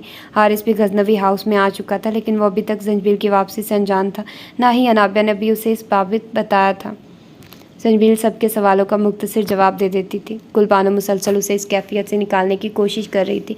माहिर की ज़बानी ये जानकर उसे शदीद धचका लगा था कि बेज़ाद संजबील का शौहर नहीं था, और ये जानने के बाद उसके दिल में कई किस्म के सवाल जन्म लेने लगे थे जिनका जवाब संजबील के अलावा किसी के पास नहीं था। और अभी संजबील इस हालत में नहीं थी कि वो उनके जवाब दे पाती। इन चंद दिनों में गुलबानो ने जिस तरह संजबील और अब्रिश को संभाला था, माहिर उससे मुतासिर हुआ था। उनकी आपस में ज़्यादा बातचीत तो नहीं होती थी, लेकिन वो उसे एक अच्छी लड़की लगी थी, जबकि गुलबानो तो उसे एक नज़र देखकर ही सारी खुशियाँ पा लेती थी। हमसायों की ज़बानी ही उन सबको पता चला था कि बी अम्मा संजबील की सगी माँ नहीं थी, बल्कि वो उनके पास रहती थी। बी अम्मा के 2 ही बेटे थे और दोनों ने बैरून मुल्क की शादी कर रखी थी और वो हमेशा के लिए बैरून मुल्क शिफ्ट हो चुके थे। उनको फ़ोन करके बी अम्मा की मौत की इत्तला दी जा चुकी थी, लेकिन दोनों ने ही मसरूफियत का बहाना करके फ़ोन काट दिया था। वो वैसे भी बी अम्मा से अपनी शादियों के बाद से ही बेनियाज हो चुके थे। पहले पहल जो खर्चा भेजा करते थे वो भी कई सालों से बंद हो चुका था। उन्हें तो शायद याद भी नहीं था कि उनकी एक बूढ़ी माँ भी है जो हर रोज़ उनकी राह तकती है। होती है ना कुछ औलादें जिनको अपने माँ बाप से ज़्यादा अपनी परवाह होती है, जो ये सोचते हैं कि अपने लिए जिया जाए, और जब उनके माँ बाप उनसे सवाल करते हैं कि हमने जो पाल पोस कर बड़ा किया उसका क्या, तो उनका आगे से एक ही जवाब होता है कि आपने जो किया वो आपका फ़र्ज़ था, हम पे कोई एहसान नहीं किया, अब कोई उनसे ये पूछे कि तुम्हारे फ़राइज़ में ये शामिल नहीं कि अपने वालिदैन के बुढ़ापे में उनकी खिदमत करो और उन्हें कोई तकलीफ़ ना पहुंचाओ। जिस तरह वालिदैन के फ़राइज़ होते हैं कि वो अपनी औलाद की अच्छे से परवरिश और तरबियत करें, इसी तरह औलाद के भी फ़राइज़ में शामिल है कि वो अपने माँ बाप की खिदमत करें, जिनकी वजह से आज वो इस दुनिया में एक खुशबाश ज़िंदगी गुजार रहा है। मगर बहुत कम देखने में आया कि औलाद अपने वालिदैन के बुढ़ापे में उनसे हुस्न सलूक करे। वालिदैन के बूढ़ा होते ही कुछ लोग उनको ओल्ड एज होम में छोड़ देते हैं, जहां वो अपनी औलाद से मिलने और उनको देखने की हसरत में ही इस दार फ़ानी से कूच कर जाते हैं। भी अम्मा के साथ भी यही हुआ था। उनके 2 बेटे उनके लिए इसी घर को ओल्ड एज होम बनाकर उन्हें उनकी याद में तड़पने और सिसकने को छोड़ गए थे। शाम का वक्त था। अभी गुलबानो उसके पास से होकर गई थी। अब्रिश को उसने खाना खिलाकर सुला दिया था। भी अम्मा के कमरे में बैठी वो उनके साथ बीते सुख दुख के दिनों को याद कर रही थी जब दरवाजे पर दस्तक हुई। अपनी आंखें साफ करती वो उठी और दुपट्टा सर पर जमाती बाहर निकली। वो 2 37-38 साला मर्द थे जो 3 पीस सूट में मलबूस नाकदाना निगाहों से घर का जायज़ा लेते उसे एक तरफ करके अंदर दाखिल हुए थे। मेरी इजाज़त के बगैर कहाँ चले आ रहे हैं आप? उसने सख्ती से कहा था, जिस पर वो इस्तज़ाइया मुस्कुराए थे। अपने ही घर में दाखिल होने के लिए हमें किसी की इजाज़त की ज़रूरत नहीं है लड़की। और तुम यहाँ क्या कर रही हो? उनमें से एक ने तंज़ी अंदाज में कहा। अपना घर? संजबीर ने दोहराया। हाँ, हमारे बाप का घर है ये, जहाँ तुम इस वक्त खड़ी हो। अब अम्मा जी तो रही नहीं, अब हमें ही उसको देखना पड़ेगा। दूसरे ने नफ़रत से सर झटका था। संजबीर को समझने में वक्त नहीं लगा था कि वो भी अम्मा के बेटे थे। आप जमाल और अफजाल हैं? संजबीर ने हैरत से पूछा। जी बिल्कुल। अब बताओ तुम यहाँ क्या कर रही हो? वो बरामदे में रखी कुर्सियों पर बड़ा जमान हुए। मैं भी अम्मा के साथ इसी घर में रहती हूँ, संजबीर ने धीमे लहजे में बताया था। पहले रहती थी, मगर अब नहीं रहोगी। हमें कल तक ये घर खाली चाहिए, जमाल ने कहा तो संजबीर ने हैरत से उन्हें देखा। क्या मतलब? मैं कहाँ जाऊँगी? संजबीर ने घबराते हुए पूछा। जहाँ भी जाओ हमारी बला से, बस जल्दी हमारा घर खाली करो, अफजाल ने सख्ती से कहा। ये आपका नहीं, बी अम्मा का घर है जो उनके मरहूम शौहर के नाम है, संजबीर ने सर लहजे में कहा। उनके मरहूम शौहर हमारे बाप थे जो अब इस दुनिया में नहीं है, और अब कानूनी तौर पर यह घर हमारा है। आराम से कह रहे हैं घर खाली करो, इसके मामलात निपटाकर हमें वापस भी जाना है, जमाल ने उससे घूर कर कहा। तो वो तंजियान से, जब भी अम्मा थी तब तो ख्याल नहीं आया इस घर का, और अब जब वो इस दुनिया से चली गई तो दौड़े चले आए ताकि इस घर को बेचकर दौलत हासिल कर सके, संजबीर ने तंजिया कहा। तो वो दोनों गुस्से से उठ खड़े हुए। ये तो वो भी जानती थी कि अगर अदालत में भी ये मामला जाता तो फैसला जमाल और अफजाल के हक़ में होना था कि वहीं तो भी अम्मा की सगी औलादें थी। तभी उसने घर खाली करने का सोच लिया था, लेकिन जाते जाते वो उन्हें एहसास दिलाना चाहती थी कि जो उनकी याद में रोते रोते मर गई वो उनकी सगी माँ थी, जिसकी वजह से वो इस दुनिया में आए थे। अपनी हद मत भूलो लड़की, अफजाल गुस्से से बोला था, जिसे वो नज़रअंदाज कर गई थी। मैं अपनी हद नहीं भूली सर, आप इस घर को बेचकर दौलत हासिल करने के लिए आ गए, मगर कुछ दिन पहले आपके पास अपनी ही सगी माँ के जनाजे में आने के लिए वक्त नहीं था। जितने साल मैं यहाँ उनके पास रही, उन्हें हर रोज़ रो रो कर आप दोनों की तस्वीरों से बातें करते देखती रही। खुदा से जाने कितनी मिन्नतें और दुआएं कर डाली थी कि आप लोग आ जाएं, एक बारी से ही आ जाएं ताकि उनकी ममता की प्यास बुझ सके। लेकिन आप लोग भी कैसे आते? आप लोगों की रस्सी तो अल्लाह ने दराज कर रखी है, जिसे वो वक्त आने पर ऐसे खींचेगा कि आप लोग मुंह के बल गिरेंगे। भी अम्मा को इल्म नहीं था कि उनके बेटे अपनी आसाइशों और दौलत में उनके वजूद को बिल्कुल ही फरामोश कर बैठे। अगर इल्म होता तो शायद वो सब्र कर लेती। वो तो तड़पते सिसकते चले गए। लेकिन मैं अल्लाह से दुआ करूँगी कि आप लोगों को अपनी माँ का दुख दिखाने पर ऐसी सज़ा मिले कि आप लोग वहीं तड़प और दर्द महसूस करें जो भी अम्मा करती थी। आप लोगों को फ़िक्र करने की ज़रूरत नहीं, कल तक ये घर खाली हो जाएगा, संजबीर ने तासुब से कहते सर झटका था। अपनी तकरीर बंद करो और जो कहा है इस पर अमल भी करो। वो दोनों बगैर उसके लफ्ज़ों से मुतासिर हुए जा चुके थे, जबकि वो तासुब से उन्हें देख कर रह गई। कैसे बेहिस लोग थे। अभी वो लोग बाहर निकले ही थे जब बहज़ाद माथे पर बल सजाए अंदर दाखिल हुआ। कौन थे वो लोग? बहज़ाद ने परेशानी से पूछा था। भी अम्मा के बेटे थे, कहने आए थे कि घर खाली कर दो, संजबीर ने धीमे से लहजे में कहते किचन की तरफ कदम बढ़ाए थे। मामला बहज़ाद की समझ में आ गया था। फिर तुमने क्या कहा? बहज़ाद ने उसकी पूछ देख कर पूछा, जो उसके लिए जूस बना रही थी। जाने क्यों बहज़ाद को अच्छा लगा था। यहीं कि मैं कल तक घर खाली कर दूंगी, तुम किसी होम सेंटर का पता कर दो, मैं अब्रिश के साथ वहाँ शिफ्ट हो जाऊंगी, संजबीर ने कहते हुए जूस का गिलास उसके सामने किया। तो वो कुछ पल उसे देखता रहा, फिर जूस का गिलास लबों से लगाकर एक ही घूंट में हलक में उतार गया। मुझे एक सेंटर का पता, तुम वहाँ शिफ्ट हो जाना, उम्मीद है तुम्हें अच्छा लगेगा, बहज़ाद ने नॉर्मल से लहजे में कहा। तो वो फीका सा मुस्कुराती सर हिला गई। लेकिन फिर तुम्हें आज ही वहाँ शिफ्ट होना पड़ेगा, अपना सामान पैक कर लो, मैं आधे घंटे में वापस आता हूँ। अजलत से कहकर वो बगैर उसकी सुने वापसी को पड़ गया था। उसके जाने के बाद वो बेदिली से अपना और अब्रिश का ज़रूरी सामान पैक करने लगी थी। आज शिफ्ट होती या कल क्या फ़र्क पड़ता था, लेकिन उसका दिल ज़रूर दुखा था ये सोचकर कि अब बेहज़ाद को उससे सच में मोहब्बत नहीं रही, वरना वह यूँ से भटकने को क्यों छोड़ता। मगर फिर जल्दी से अपना सर झटक गई। कोई मर्द कब तक उस औरत का इंतज़ार कर सकता है जो उसे बेवफा कहकर बीच सफ़र मोहब्बत में छोड़ गई हो। संजवील के मुंह से होम सेंटर का सुनकर उसे गुस्सा आया था, लेकिन उसके सामने वो खुद पर कंट्रोल कर गया था। अब उसने जो फैसला किया था उस पर उसे संजवील के रद्द अमल की कोई परवाह नहीं थी। सबको फर्दन कॉल का मकसद बताकर वो करीबी मस्जिद की जानिब बढ़ गया था। वापसी पर वो नईम और ज़ुबैदा के घर से भी हो आया था। तकरीबन 25 मिनट बाद वो संजवील के घर वापस आया तो मायर अपने वालदा के साथ पहुँच चुका था। मायर और समीना बेगम से मिलकर वो संजवील को देखने लगा था, जो उनकी आमद पर थोड़ा मुतअज्जिब थी। 5-10 मिनट के वक्फे से गुलबानो, मिर्ज़ा साहब और बुराक भी आ चुके थे। नईम और ज़ुबैदा भी आ चुके थे, जिनके हमरा कुछ मर्द हजरात भी थे। उन सबको अपने घर में देखकर संजवील उलझन में घिरी थी, जबकि बुराक ने तो फूले ना समा रहा था। गुलबानो और समीना बेगम उसे कमरे में ले गए थे और वहाँ जाकर उस पर धमाका खेज इंकशाफ हुआ था कि उसका और बेहज़ाद का निकाह है, जिसके लिए सब लोग जमा हुए थे। बेहज़ाद ने उसे एक बार भी नहीं पूछा था, और ये अचानक निकाह का फैसला। गुलबानो से बोलकर उसने बेहज़ाद को बुलवाया था, जो अगले 5 मिनट में हाजिर था। इस सब का मैं क्या मतलब समझूं? संजवील ने बेहज़ाद से पूछा था। तुम्हारे इस सवाल से मैं क्या समझूं? बेहज़ाद ने सवाल के बदले सवाल किया तो वह नज़रें चुरा गई। क्या मैं ये समझूं कि तुम्हें अब भी मुझ पर एतबार नहीं, या अब भी मुझे बेवफा समझती हो? मैं तुम्हें सिर्फ तहफ़्फ़ुज़ देना चाहता हूँ और बदले में कभी कुछ नहीं मांगूंगा। अगर कहोगी तो कभी शौहर होने का हक़ नहीं जताऊँगा। मेरे ख्याल से किसी होम सेंटर से बेहतर ही है मेरा घर, नहीं? बेहज़ाद ने सादा से लहजे में इस्तफ़ार किया तो वो तो सर झुका गई। मैंने सुना है खामोशी इकरार होती है। बेहज़ाद ने उसे चुप देखकर पूछा था। हाँ, संजवील ने उसकी सवालिया नज़रों पर कहा। क्या हाँ? वो जैसे अब उसके मुंह से सुनना चाहता था। मैं निकाह के लिए तैयार हूँ, उसने वाज़ेह लफ्ज़ों में कहा तो वो ज़ेरे लब मुस्कुराता सर को खम करता वहाँ से निकलता चला गया। और फिर कुछ ही देर में संजवील खान अफरीदी, संजवील बेहज़ाद गज़नवी बन गई थी। इस नाजुक लम्हे में संजवील को शिद्दत से अपने माँ बाप की याद आई थी, जो उसके पास नहीं थे। सब बहुत खुश थे, खासकर बुराक, और सबसे ज़्यादा तो बेहज़ाद ही, मगर वो ज़ाहिर नहीं कर रहा था। सबने बेहज़ाद और संजवील को बारी बारी नेक दुआओं से नवाजते मुबारकबाद दी थी। गुलबानो धीमी आवाज़ में मुसलसल उसे छेड़ रही थी, जिस पर वो फीका सा मुस्कुरा रही थी। माहिर संजवील की खुशी चाहता था और उसकी खुशी आज पूरी हो गई थी।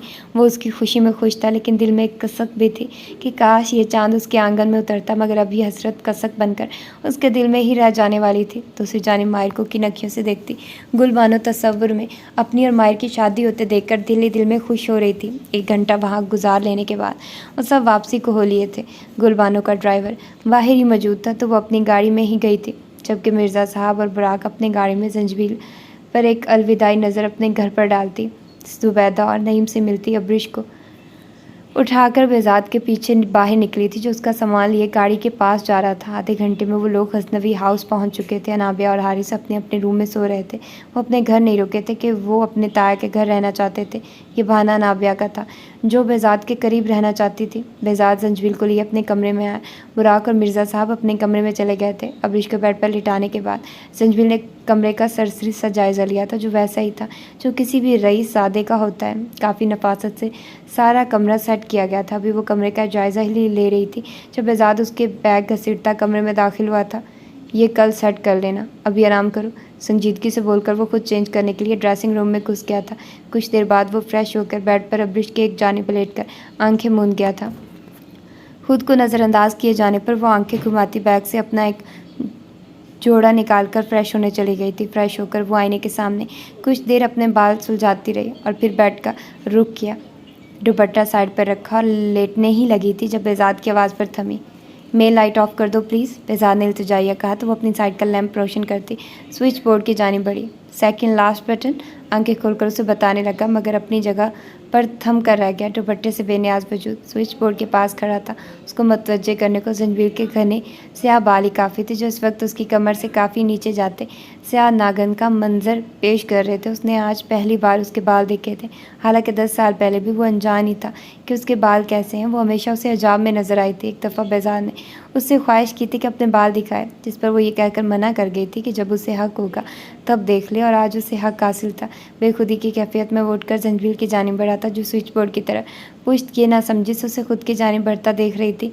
बेजाद अपने कुछ दिन पहले कहे गए अक़वाल भूल चुका था, जिसने जंजील से कहते कि वो अब जंजील के करीब नहीं आएगा, बल्कि हर लफ्ज़ उस पर छोड़ देगा, वो जो चाहे करे। इस वक्त तो इस्तेहकाक भरा अंदाज था जो बेजाद के अंदाज से ज़ाहिर हो रहा था। उसके करीब आने पर वो पीछे दीवार से जा लगी थी। बेजाद ने दोनों हाथ उसके गिर्द दीवार पर जमाए और उस पर झुका। सजबील ज़ोर से आंखें मीच गई थी। बेजाद उस पर झुका, उसके बालों की नरमी और खुशबू महसूस कर रहा था, जबकि वो सांस रोके उसकी सांसें खुद पर महसूस कर रही थी। अचानक संजवीर को उसके लब अपने गर्दन पर महसूस हुए, तो वो उसके सीने पर हाथ रखते उसे पीछे धकेलने लगी। बहुत इंतज़ार किया था इस पल का मैंने बेला, बहुत शिद्दत से ख्वाहिश थी कि तुम्हें अपनी बीवी की हैसियत से इस कमरे में चलता फिरता देखो। गमगीन लहजे में वो सरगोशी कर रहा था, जिस पर वो खुद में सिमटी। मुझे कबूल करने के लिए शुक्रिया। जानता हूँ मेरा यूँ करीब आना तुम्हें बुरा लगा है, लेकिन आइंदा ऐसा कभी नहीं होगा। उसके माथे पर नरमी से अपना लम्ब छोड़ता वो खुद पर काबू पाता पीछे हुआ और वापसी को पलटा। जब संजील बेसाख्ता उसकी पुश्त से आने लगे, जो वक्त गुजर गया उसे वापस नहीं ला सकती।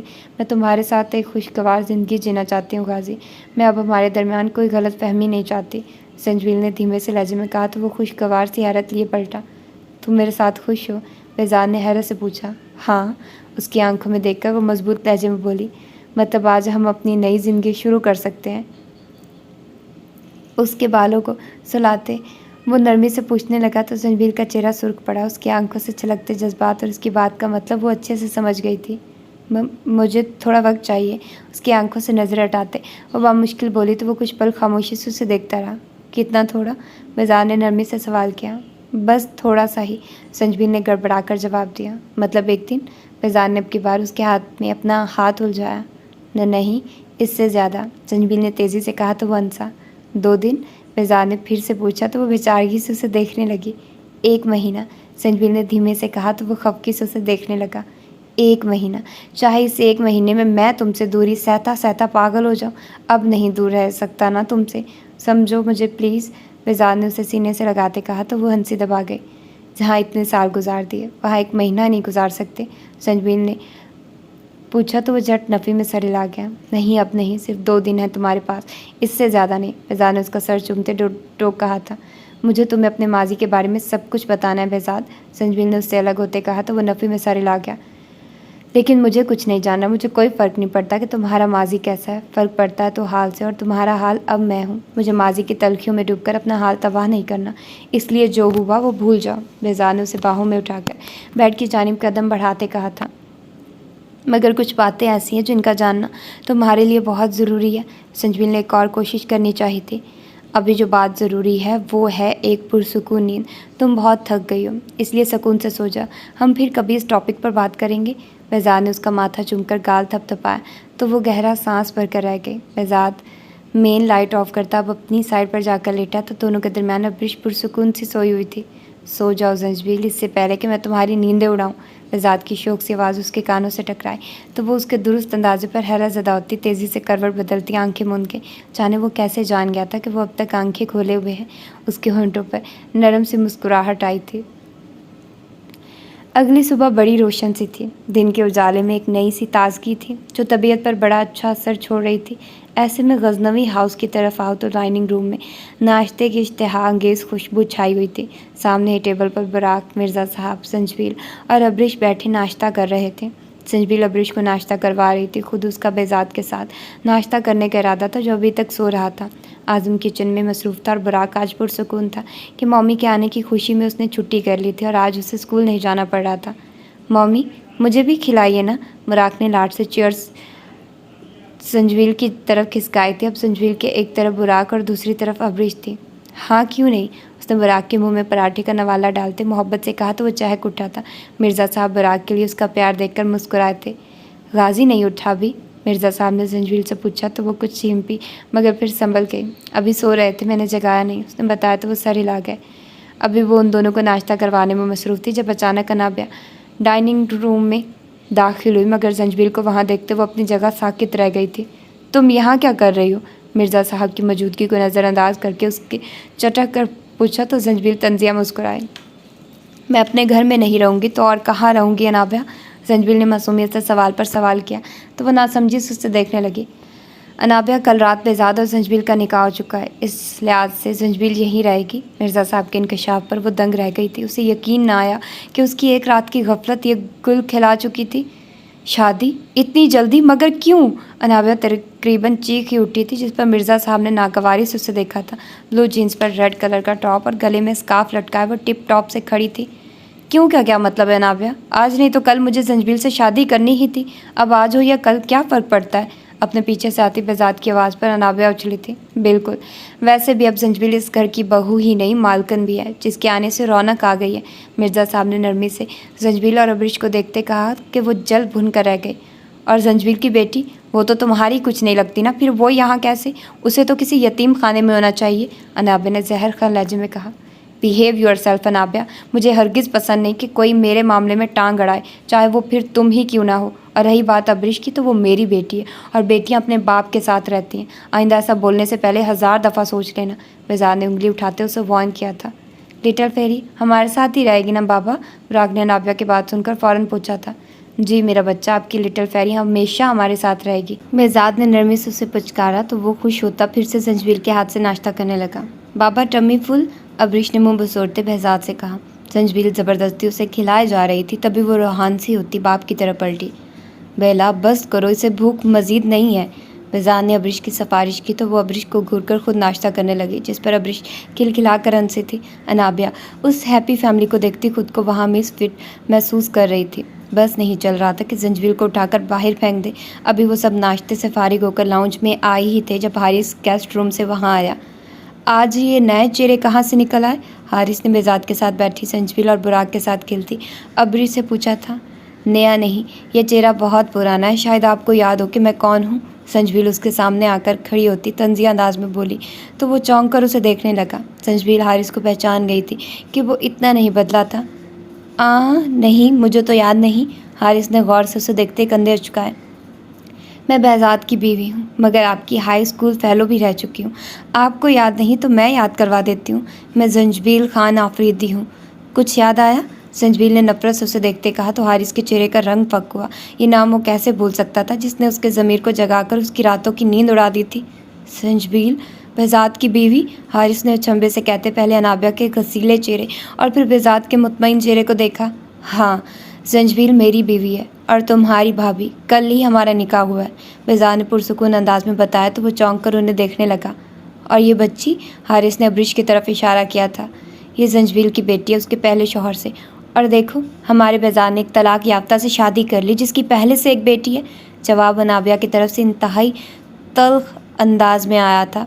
उसे अब भी असर नहीं हुआ था, तभी वो बार बार जंजबील को जलील करने की कोशिश कर रही थी। हाँ, अबरिश मेरी बेटी है। खाला माँ सी होती है, चाहे उसने अपनी बहन के बच्चों को पाला ही क्यों ना हो, मगर वो अपनी बहन के बच्चों के लिए माँ जैसी ही होती है। अबरिश मेरी मरहूम बहन की बेटी है जिसे मैंने पाला है और मेरी बहन के बाद वो मेरी ही बेटी है। लेकिन ये तुमने गलत कहा कि वो मेरे पहले शौहर की औलाद है। जंजबील के इंकशाफ पर वहाँ सभी हैरतज़दा से रह गए थे और सबसे ज़्यादा हैरत तो बेजाद को हुई थी। वो भी तो सबकी तरह अनजान ही था। ओह, लगता है कि फिर तुम अपने शौहर को औलाद नहीं दे पाई होगी, तभी उसने तुम्हें तलाक दे दी और तुमने अपने बहनोई और बहन से उनकी बेटी ले ली। अनाबिया अब भी तंज करने से बाज नहीं आई थी। बकवास बंद करो अनाबिया, मैं तुम्हारा लिहाज कर रहा हूँ तो इसका ये नाजायज़ फ़ायदा मत उठाओ। बेजाद अब की बार धाड़ उठा था, जबकि हारिस और मिर्ज़ा साहब खामोशी से सब कुछ देख और सुन रहे थे। दूसरी जानिब बुराक और अबरिश उन सब से बेनियाज एक तरफ खेलने में मसरूफ़ थे। यहाँ भी तुम गलत हो अनाबिया, मेरे बहनोई और बहन की वफ़ात हो चुकी है, इस लिहाज से अबरिश की देखभाल मेरी जिम्मेदारी है। और रही बात मेरी औलाद की, तो औलाद तब होती जब मेरी शादी हुई होती। मेरा सिर्फ निकाह हुआ था और रुखसती से पहले ही तलाक हो चुकी थी। जितना भड़क कर अनाबिया सवाल कर रही थी उतने ही सुकून से वो जवाब दे रही थी। उसके अंदाज में कहीं भी कोई हिचकिचाहट नहीं थी। आज वो उसके सवालों के जवाब इसीलिए दे रही थी कि सबको आज ही सब कुछ वाज़ेह हो जाए। इस नए इंकशाफ पर बाकी सब कुछ भी बोलने के काबिल न रहे थे। एक बेजाद था जिसे अब समझ आई थी कि जंजबील ने माहिर से क्यों कहा था कि वो तलाक याफ्ता और अबरिश के वालिद का इंतकाल हो चुका है। उसने ये नहीं कहा था कि वो बेवा है, क्योंकि वो सच में बेवा नहीं थी। उसे समझ नहीं आई वो खुश हो या जंजबील की बहन का सुनकर दुखी हो। मेरे ख्याल से अब सब कुछ वाजे हो गया होगा। वैसे हारिस भाई, आपने मुझे पहचाना क्यों नहीं? वो आप ही थे ना जिनसे मैं आखिरी बार मिली थी, और वो भी आप ही के घर? संजबील ने इंतहाई मासूमियत से पूछा तो उसका रंग फक पड़ा। 10 साल पहले उसने अपनी बहन की खुशी की खातिर जो किया था, उसका पछतावा उसे बाद में बेजाद की हालत देखकर हुआ था, जो संजबील की गुमशुदगी पर बिल्कुल चुप होकर रह गया था। अपनी बहन की खुशी की खातिर वो 2 लोगों के दिलों को तोड़ गया था, लेकिन फिर भी उसकी बहन खाली दामन ही रह गई थी कि दूसरों के लिए बुरा चाहने वालों का खुद कब भला होता है। वो खुद से जितना शर्मिंदा हो सकता था हो गया था, लेकिन आज संजबील को बेजाद के साथ देखकर उसे यकीन आ गया था कि वो दोनों एक दूसरे के लिए ही बने थे। एक बार फिर वो नए सिरे से पछतावों में घिरा था। उसने लंदन जाने के बाद अनाबिया को कई बार समझाया था कि वो बेजाद को भूल जाए और अपनी ज़िंदगी में आगे बढ़े, मगर अनाबिया नहीं समझी थी। उसका कहना था कि बेजाद एक दिन अनाबिया को भूल जाएगा और उसके पास लौट आएगा, मगर अनाबिया के कहे के मुताबिक कुछ नहीं हुआ था। इन 10 सालों में बारहा उसने बेजाद को सब कुछ बताने का सोचा था, लेकिन सिर्फ गुनाह नहीं बल्कि उससे भी बड़ा गुनाह किया था उसने, जिसके बारे में वो अपने मुंह से एतराफ़ करने की हिम्मत खुद में मफकूद पाता था। तुम हारिस से मिली थी जाने से पहले, वो भी इनके घर? तुमने मुझे पहले ही नहीं बताया? बेजाद ने हैरत से इस्तफार किया था। नज़र संजबील पर जमी थी, जो कि अब्रू उचकाए हारिस को देख रही थी। मुझे लगा हारिस भाई ने आपको बता दिया होगा। कमाल मासूमियत थी जो इस वक्त संजबील के चेहरे पर छाई थी, लेकिन लफ्ज़ों की काट हारिस बाखूबी समझ रहा था। नहीं, हारिस ने भी नहीं बताया। क्यों हारिस? बेजाद ने हारिस को मुखातिब किया तो वह नज़रें चुरा गया। तुम किसकी बातों में आ रहे हो बेजाद? हारिस क्यों इससे मिलेगा और फिर अपने घर क्यों बुलाएगा? हारिस तो इसे जानता भी नहीं था, अनाबिया ने मदाखलत करते नागवारी से कहा था। अफसोस है मुझे तुम पर अनाबिया, किसी से उसकी किस्मत छीनकर तुम्हें लगता था कि तुम खुश रहोगी, तो ये तुम्हारी सबसे बड़ी गलतफहमी थी। आज मुझे देखो और ख़ुद को देखो। मेरे पास कल भी बेजाद था और आज भी बेजाद मेरा है, लेकिन तुमने बेजाद को पाने के लिए जो कुछ किया उस सब के बाद भी तुम खाली दामन हो। तुमने खुद एक लड़की होकर दूसरी लड़की पर ज़िंदगी तंग कर दी। मैं तुम्हारी अदायत की सिर्फ दुआ ही कर सकती हूँ अनाबिया, क्योंकि मेरा मामला मैंने अपने खुदा के सुपुर्द कर दिया है। अनाबिया को तल्ख निगाहों से देखती वो नफ़रत से बोली थी। तुम किस बारे में बात कर रही हो संजबील बेटा? साफ साफ कहो, मिर्ज़ा साहब ने संजीदगी से पूछा। अगर मैं कहूँगी तो शायद आपको यकीन ना आए कि मेरा आपसे खून का रिश्ता नहीं है, मगर आप इनसे ज़रूर पूछिएगा कि इन्होंने मेरे साथ क्या किया है। उसकी आंखें उस वक्त को सोचते भर आई थी, तभी वो अपने कमरे की जानिब बढ़ गई थी। वो झूठ बोल रही है, हमने ऐसा कुछ नहीं किया बेजाद, वो तुम्हें हमसे मुंतफिर करना चाहती है। अनाबिया ने बेजाद की सख्त नज़रें खुद पर जमी देखकर गुस्से से कहा था। सच में? उससे इससे क्या फ़ायदा होगा? बेजाद ने सख्त लहजे में पूछा तो वो चुप रह गई। तुम संजबील के पास जाओ और पूछो कि क्या मामला है, मिर्ज़ा साहब ने बेजाद से कहा तो वो एक नज़र अनाबिया और हारिस पर डालकर अपने कमरे की जानिब बढ़ा। वो कमरे में दाखिल हुआ तो वो सामने ही बेड पर बैठी रोने में मसरूफ़ थी। उसे आते देखकर आंसू साफ करने लगी। आज जो कुछ तुमने नीचे कहा वो सच था? बेजाद ने उसके पास बैठकर पूछा। तुम्हें मुझ पर यकीन नहीं जो दोबारा ये सवाल पूछने की ज़रूरत पड़ी? संजबील ने शिकवा कुना निगाहों से उसे देखा तो वो उसकी नम होती आंखें चूम गया। खुद से बढ़कर तुम पर यकीन है, बस ये यकीन नहीं आ रहा है कि ऐसा कैसे हुआ। और नीचे तुम अनाबिया और हारिस के बारे में क्या कह रही थी? मुझे कुछ समझ नहीं आया, बेजाद ने उलझे से लहजे में पूछा तो वो उसकी आंखों में झांकने लगी। जो मैं बताऊंगी उस पर यकीन कर लोगे? संजबील ने इस्तफार किया तो वो उसका हाथ थामकर अपने दिल के मकाम पर रख गया। आंख बंद करके बेजाद ने मजबूत लहजे में कहा तो वो रोती उसके सीने से जा लगी। अनाबिया और हारिस ने मेरी ज़िंदगी बर्बाद कर दी गाजी, मुझसे मेरा सब कुछ छीन लिया सिर्फ इसलिए कि तुम मुझसे मोहब्बत करते थे, उस अनाबिया से नहीं। अगर तुम मुझसे मोहब्बत करते थे तो इसमें मेरा क्या कसूर था? उन्होंने क्यों मेरे साथ ऐसा किया? संजबील उसके सीने से लगी फूट फूट कर रो रही थी। क्या किया था उन्होंने? बेजाद की आंखें सुर्ख हुई थी। अपनी बाहों का घेरा संजबील के गिर्द मजबूत करते उसे तहफ़्फ़ुज़ का एहसास दिलाया था। उन्होंने तुम्हारे नाम से मुझे पूरी दुनिया में रुसवा कर दिया और मैं ये समझती रही कि वो सब तुमने किया। संजबील ने उस वक्त को याद करते बताया। मुझे पूरी बात बताओ बेला। बेजाद का लहजा सर्द हुआ और फिर संजबील वर्ग दर वर्ग अपने माजी को खंगालती बेजाद को अजियत से दोचार कर गई थी। माजी संजबील का ताल्लुक़ पठान फैमिली से था। उसकी वालदा हयात नहीं थी, जबकि वालिद भी दिल के मरीज़ थे। वो 2 ही बहनें थीं। वो पेशावर से यहाँ अपनी फूफो के पास रहने के लिए आई थी ताकि यहीं पर अपनी पढ़ाई कर सके। उसकी बड़ी बहन जरनिश खान आफरीदी की शादी उसकी फूफो के बड़े बेटे उज़ैर खान से हुई थी, जो मुराद खान का बड़ा भाई था। उज़ैर किसी कंपनी में जॉब करता था, जबकि मुराद खान ज़्यादातर अपने नाना की आबाई हवेली में रहता था और ज़मीनें संभालने का काम करता था। उसके नाना संजबील के दादा थे और मुराद से ही बचकर वो कहीं बहाने बनाकर जरनिश के पास आ गई थी। उसे मुराद शुरू से ही अच्छा नहीं लगता था, जो उस पर बिला वजह का रोब झाड़ता था। उम्र में वो उससे 8-9 साल बड़ा था। इन दिनों संजबील बहुत खुश थी। फेयरवेल पर बेज़ाद से इकरार के बाद वो खुद को मुतमईन महसूस करने लगी थी। उसे बेज़ाद पर पूरा यकीन था कि वो कभी उसे धोखा नहीं देगा। बेज़ाद के कॉलेज ज्वाइन करने पर भी वो अक्सर उससे मिलने आता रहता था और संजबील उससे मिलकर बेतहाशा खुश हो जाती थी। वो खुद को खुशकिस्मत समझती थी जो उसे बेज़ाद मिला था। कुछ दिनों में बेज़ाद टूर पर जा रहा था और उसने संजबील से वादा लिया था कि वो उसे सी ऑफ करने ज़रूर जाएगी। वो मामूल का ही एक दिन था जब अनाबिया उसके पास आई थी कि बेज़ाद उससे मिलना चाहता है। उसकी बात सुनकर संजबील को हैरानी हुई थी क्योंकि वो कल ही तो उससे मिलकर गया था, लेकिन ये सोचकर सर झटक गई थी कि वो भला उससे क्यों झूठ बोलेगी। अनाबिया के मुताबिक बेज़ाद उसे अपने घर पर कोई सरप्राइज़ देना चाहता था, जिस पर संजबील ने आने की हामी भर ली थी। उसे उनके घर का पता मालूम नहीं था, जिस पर अनाबिया ने कहा था कि हारिस उसे पिक कर लेगा। हारिस का सुनकर वो कुछ कश्मकश का शिकार हुई थी, लेकिन अनाबिया के दिलासों पर वो मान गई थी। गुलबानो को वो अपने और बेज़ाद के बारे में बहुत पहले ही बता चुकी थी। उस दिन वो स्कूल से छुट्टी लेकर जल्दी ही आ गई थी और मुकर्ररा वक्त पर हारिस भी उसे पिक करने के लिए आ गया था। उनके घर से स्कूल तक का फासला कार ने 5 मिनट में तय किया था। कार से उतरकर वह हारिस की तकलीद में घर की जानी बढ़ी थी। वो एक जैसे 2 बंगले थे और संजबील नहीं जानती थी कि बेज़ाद का घर कौन सा है। तभी हारिस के साथ अगले बंगले में दाखिल हुई थी। लॉन्ज से अंदर दाखिल होकर हारिस उसे सीढ़ियों से ऊपर मौजूद कमरे में ले आया था, जहाँ से ऊंची आवाज़ें सुनाई दे रही थी। वो लोग खुले हुए दरवाजे की दहलीज पर खड़े हुए थे। दरवाज़ा खुला हुआ था, तभी सामने का मंजर वाज़ेह था, जहाँ बेज़ाद अनाबिया के सामने खड़ा था, जबकि बेज़ाद के दरवाजे की जानिब पुश थी। संजबील दरवाजे की दहलीज पर ही जमी रह गई थी।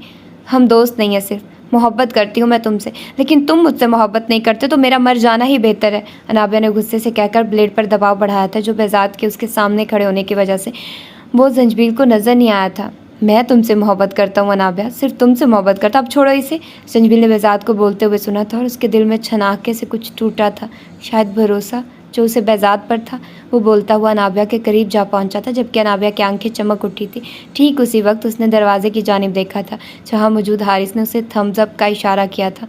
अनाबिया ने हारिस के साथ आंखों में आंसू लिए संजबील को जताती नज़रों से देखा था। तुम सच में मुझसे मोहब्बत करते हो ना? उस संजबील से नहीं ना? कह दो कि वो मुझे जलाने को सिर्फ एक ड्रामा था। अनाबिया ने बेज़ाद के करीब आते कहा था, ताकि वो अपने मुँह से इकरार करके संजबील को मुकम्मल गुमराह कर दे। हाँ, सिर्फ तुमसे मोहब्बत करता हूँ, संजबील से नहीं। वो सिर्फ एक ड्रामा था और कुछ नहीं। बेज़ाद ने कहते उसके हाथ से ब्लेड थामना चाहा था, मगर वो उसके गले जा लगी थी, जिस पर बेज़ाद बुखला कर रह गया था। मगर ये सब संजबील नहीं जानती थी। उसके लिए वही सच था जो उसने अपनी आंखों से देखा था, जहाँ अनाबिया बेज़ाद के गले लगी खड़ी थी और बेज़ाद संजबील से अपनी मोहब्बत को ड्रामा कह रहा था। मैं जानती थी बेज़ाद, तुम सिर्फ मेरे हो, मेरे अलावा किसी और को चाह ही नहीं सकते तुम सिर्फ मेरे हो। दरवाजे की जानिब देखती वो जताती हुई बोली थी और यहीं संजबील की बस हुई थी। वो बगैर बेज़ाद से सवाल किए वहाँ से वापस पड़ गई थी। उसके दिलो दिमाग में छक्कर चल रहे थे, जबकि बुरी आंखें मुसलसल आंसू बहा रही थी। उसने कभी सोचा भी नहीं था कि बेज़ाद उसे धोखा देगा, उसके दिल से खेलेगा। बेज़ाद के लिए उसकी मोहब्बत सिर्फ एक ड्रामा थी और कुछ नहीं। ये सोच सोचकर उसका दिमाग फटने जा रहा था। घर जाते उसे बुखार हो गया था, मगर फिर भी वो अगले दिन स्कूल आई थी, जहाँ उसे हारिस मिला था। देखो संजबील, तुम एक अच्छी लड़की हो, इसलिए बेज़ाद को भूल जा। वो अनाबिया से किसी बात पर नाराज़ था, जब भी उसे जलाने की खातिर तुम्हें इस्तेमाल किया और तुम उस सब को सच समझ बैठी। वो तुमसे मिलना नहीं चाहता। कल भी उसी के कहने पर मैंने तुम्हें बुलाया था, ताकि तुम सब अपनी आंखों से देख लो और उससे कभी ना मिलो। अब जब तुम्हें सब पता चल ही गया है, तो मेरा नहीं ख्याल कि तुम अपनी इज्जत नफ्स को भूल कर उसके पास जाओगी। हारिस का अंदाज़ खोजता हुआ था। मैं उससे मोहब्बत करती हूँ, वो कैसे मेरे साथ ये सब कर सकता है? संजबील ने जलती आंखों से उसे देखा तो वो लब भींच गया। देखो लड़की, वो एक लड़का है और उसे इस सब से कोई फ़र्क नहीं पड़ता। उसके पीछे जाओगी तो खुद को बेइज्जत ही करवाओगी और कुछ नहीं। हारिस ने दांत किचकिचा कर कहा तो वो चुप कर गई। हारिस को लगा था कि वो अब बेज़ाद के पीछे नहीं आएगी, लेकिन वो उनके घर तक आ गई थी। अनाबिया घर नहीं थी और बेज़ाद तो ट्रिप पे गया हुआ था। हारिस ने मुलाजिम के हाथ यही पैगाम भिजवाया था कि अनाबिया और बेज़ाद घूमने फिरने निकले। उसका पैगाम सुनकर संजबील की रही सही हिम्मत भी टूट गई थी और फिर उसने उज़ैर की मिन्नतें की थी कि उसे वापस हवेली भिजवाया जाए। फूफो ने उसे लाख समझाया था, लेकिन वो नहीं मानी थी। उज़ैर ने उसकी माइग्रेशन पेशावर के ही स्कूल में करवा ली थी, ताकि उसका साल ज़ाया ना हो। वो बेज़ाद के धोखे के बाद गुमसुम सी होकर रह गई थी। स्कूल में वो किसी से मिलकर नहीं गई आई थी। ज़िंदगी के शब रोज़ यूं ही उदासी से गुजरने लगे थे। मुराद खान अब उसे हवेली में मौजूद पाकर आते जाते मायनी खेज जुमलों से नवाजने लगा था, जिस पर वो उसे नफरत से देख कर रह जाती। और इन्हीं दिनों उस पर यह जानलेवा इंकशाफ हुआ कि वह बचपन से मुराद खान की मंग थी। ये खबर सुनकर वो टूट कर रह गई थी। उस लम्हे उसे बेज़ाद खान शिद्दत से याद आया था। मगर उसकी बेवफाई पर वो दिल महसूस कर रह जाती थी। और इन्हीं दिनों वो दिन भी आ गया था जब उसे मुराद खान के नाम कर दिया गया था। वो तब फर्स्ट ईयर में थी और रुखसती उसकी पढ़ाई मुकम्मल होने के बाद मुनक़िद होना करार पाई थी। यूँ देखते ही देखते 6 साल का अरसा बीत गया था। उसने फ़ैशन डिज़ाइनिंग में डिग्री ली थी, जिसके बाद वो अब जॉब करना चाहती थी, मगर घर वालों ने उसे इजाज़त नहीं दी थी। मुराद खान का रुखसती पे ज़ोर बढ़ता ही जा रहा था, जिस पर वो चुप रहने के अलावा कुछ नहीं कर सकती थी। इन 6 सालों में उसने अपने दिल को मार दिया था, जिसमें कभी बेज़ात बसा करता था। उसने अपने ऊपर सर्द मोहरी का खौल सा चढ़ा लिया था, जिसके पार झांकने की इजाज़त वो किसी को नहीं देती थी। बेज़ात के बाद तो उसके दिल की दुनिया बंजर हो चुकी थी। फिर शादी मुराद खान से होती या किसी और से क्या फ़र्क पड़ता था। उसकी रुखसती को 1 हफ़्ता बाकी था जब वो क़यामत भरा दिन आया था, जब वो एक बार फिर बसने से पहले ही उजड़ गई थी। उन दिनों ज़रनिश उम्मीद से थी और वो फूफो के साथ हवेली में ही रहती थी, जबकि उज़ैर अपनी जॉब की वजह से शहर में ही था। उसके दादा दादी हयात नहीं थे, तभी हवेली के सरबराह की हैसियत संजबीर के वालिद सफ्तर खान अफरीदी को हासिल थी। और ये वो वक्त था जब अनाबिया लंदन से वापस आई थी, इस उम्मीद पर कि बेज़ात ज़ंजबील को भूल चुका होगा। लेकिन अनूस उसकी ज़ंजबील के लिए दीवानगी देखकर उसे ज़ंजबील से मज़ीद नफ़रत हुई थी और उसने एक नई चाल चली थी। ज़ंजबील का पता करवाना उसके लिए मुश्किल नहीं था और इस काम का ज़िम्मा उसने हारिस को दिया था। वो ये काम करना नहीं चाहता था, लेकिन अनाबिया ने उसे धमकी दी थी कि अगर उसने ऐसा ना किया तो वो बेज़ात को सब कुछ बता देगी। उसके जुनून के आगे वो चुप हो गया था और ज़ंजबील के घर का पता करवाकर अनाबिया के हवाले किया था। उसके लिए दूसरा मरहला बेज़ात के फ़ोन से उन दोनों की तस्वीरें हासिल करना था। ये काम भी उसने आसानी से कर लिया था। उसने ख़त भी खुद ही लिखा था और फिर वो पार्सल ज़ंजबील के घर के पते पर पोस्ट कर दिया था। हवेली में ज़ंजबील के नाम से कोई पार्सल आया था जो मुराद खान ने ही रिसीव किया था। अब ये ज़ंजबील की बुरी किस्मत थी कि पार्सल मुराद खान को मिला था और उसने बगैर किसी हिचकिचाहट के वो पैकेट खोलकर अंदर मौजूद तस्वीरें खोल चुका था, मगर अंदर से निकलने वाली तस्वीरों ने उसकी गैरत पे कड़ा वार किया था और वो तस्वीरें पकड़े अंदर हवेली के वसी हॉल में आया था, जहाँ उज़ैर के अलावा बाकी सब मौजूद थे। उसके अंदाज़ को देखते सब हैरान परेशान से खड़े हुए थे और फिर उसने सबके सामने वो तस्वीरें ज़ंजबील के मुंह पर मारते सबके सामने उस जलील करके रख दिया था। वो तस्वीरें फेयरवेल पार्टी की थी, जिसमें वो और बेज़ात थे। तस्वीरें कहीं जावियों से ली गई थी, जिनमें उनकी सेल्फियाँ भी थी और वो एक दूसरे के करीब खड़े थे। उनमें ऐसी कोई मायूब बात नहीं थी, लेकिन वो पठान थे जो छोटी से छोटी बात का भी ध्यान रखते थे। और यहाँ तो मुराद खान की मनकूहा किसी और लड़के के पहलू में खुशबाज खड़ी उसकी गैरत का मजाक उड़ा रही थी। बाकी सब हैरत से ज़ंजबील को देख रहे थे, जो झुके सर के साथ आंसू बहाती खड़ी थी। उसने किसी तस्वीर की तरदीद नहीं की थी कि वो जानती थी ये तस्वीरें हकीकी थी। उन तस्वीरों के साथ एक ख़त भी था, जिसे मुराद खान ने ऊंची आवाज़ में पढ़कर सुनाया था। प्यारी ज़ंजबील, तुम्हारे साथ मेरा बहुत अच्छा वक्त गुजरा, लेकिन तुम मेरे टाइप की नहीं थी, इसलिए तुम्हें इस्तेमाल करके छोड़ दिया। तुम इंतहाई बेवकूफ़ लड़की थी और मैं तुम जैसी लड़की के साथ मज़ीद वक्त नहीं गुजार सकता था, जो किसी भी मर्द पर फ़रेफ्ता हो जाती है। ये मेरी और तुम्हारी कुछ तस्वीरें हैं जो अब मेरे किसी काम की नहीं। तुमने तो मुझसे सच्ची मोहब्बत की थी ना, तो ये तस्वीरें उस मोहब्बत की याद में संभाल कर रखना।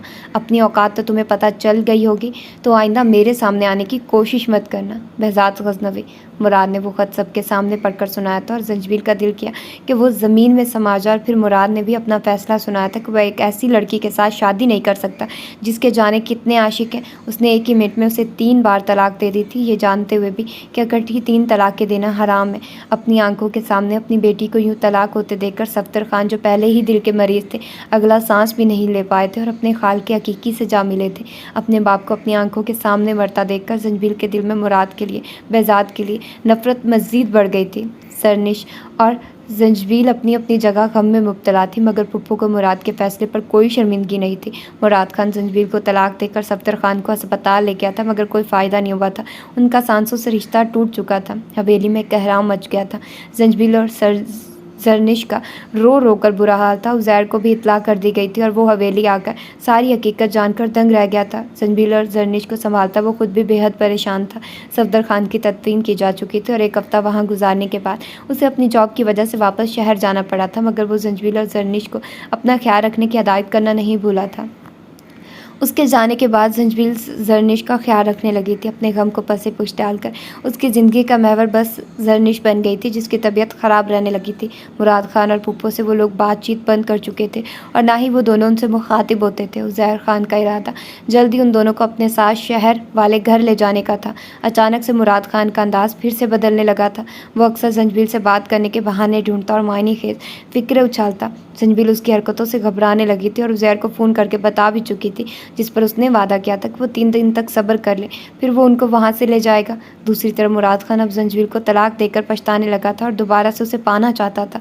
उसे बस जंजील को पाना चाहता था, मगर वो ये भूल गया था कि अब जंजील उस पर हराम हो चुकी है। वो ऐसी ही एक तारीख रात थी जब रजनीश की तबीयत बिगड़ने लगी थी। वो सीढ़ियाँ उतरकर पप्पू को बुलाने नीचे आई थी, लेकिन रास्ते में ही मुराद खान उससे बदतमीजी करने लगा था। वो उसे खींचता ज़बरदस्ती अपने कमरे में ले जाना चाहता था, मगर उसके शोर और चीखों पुकार पर पप्पू कमरे से बाहर निकल आई थी। वो मुराद की गिरफ्त से निकलकर पप्पू के गले जा लगी थी, जो मामला समझने की कोशिश कर रही थी। और यहीं पर मुराद ने पैंतरा बदला था। उसने अपनी माँ को यकीन दिला दिया था कि उसने जंजील को किसी मर्द के साथ देखा था, मगर इससे पहले कि वो उसे पकड़ता वो वहाँ से भाग चुका था। जंजील ने उसके इल्ज़ाम की तरदीद की थी, मगर पप्पू ने उसकी बजाय अपने बेटे का यकीन किया था। उन्होंने उसे बेनक़द की सुनाते जर्निश के साथ घर से बाहर निकाल दिया था। जर्निश जो पहले ही दर्द से नढाल थी, अब अधमुई हो चुकी थी। आसपास तारीकी और सकूत छाया हुआ था। ऐसे में हवेली की पुरानी मुलाजमा ने उसकी मदद की थी और वह जर्निश को एक क्लिनिक में ले आई थी। यहाँ पर ज़्यादा सहूलियात तो नहीं थी, लेकिन जर्निश के पास और कोई चारा भी नहीं था। जर्निश का ऑपरेशन शुरू किया गया था, लेकिन इस अरसे में वो बहुत कमज़ोर हो चुकी थी और डॉक्टर ने भी कह दिया था कि वो माँ या बच्चे में से किसी एक के बच जाने का कहा था। संजबी ने फॉर्म पर साइन कर दिए थे कि वो उसकी बहन को बचा ले, लेकिन हर बार वही नहीं होता जो इंसान सोचता है। जर्निश एक बच्ची को जन्म देकर इस दुनिया से रुखसत हो चुकी थी और उस नरम रूई के गोले को वो अपने हाथों में उठाए। जंजील को समझ नहीं आ रहा था कि इस बच्ची की पैदाइश पर खुश हो या अपनी बहन की मौत पर दुखी। मुलाजमा ने उसे हौसला दिया था कि इसके सिवा वो कर भी क्या सकती थी। जंजील ने मुलाजमा को उज़ैर का नंबर देकर उसे वापस हवेली बुलवाया था और उज़ैर तो जैसे जर्निश की मौत का सुनकर पागल ही हो चुका था। जंजील उसे वापस आने पर सब कुछ बताना चाहती थी, लेकिन मुलाजमा ने उज़ैर को सब कुछ खुद ही बता दिया था।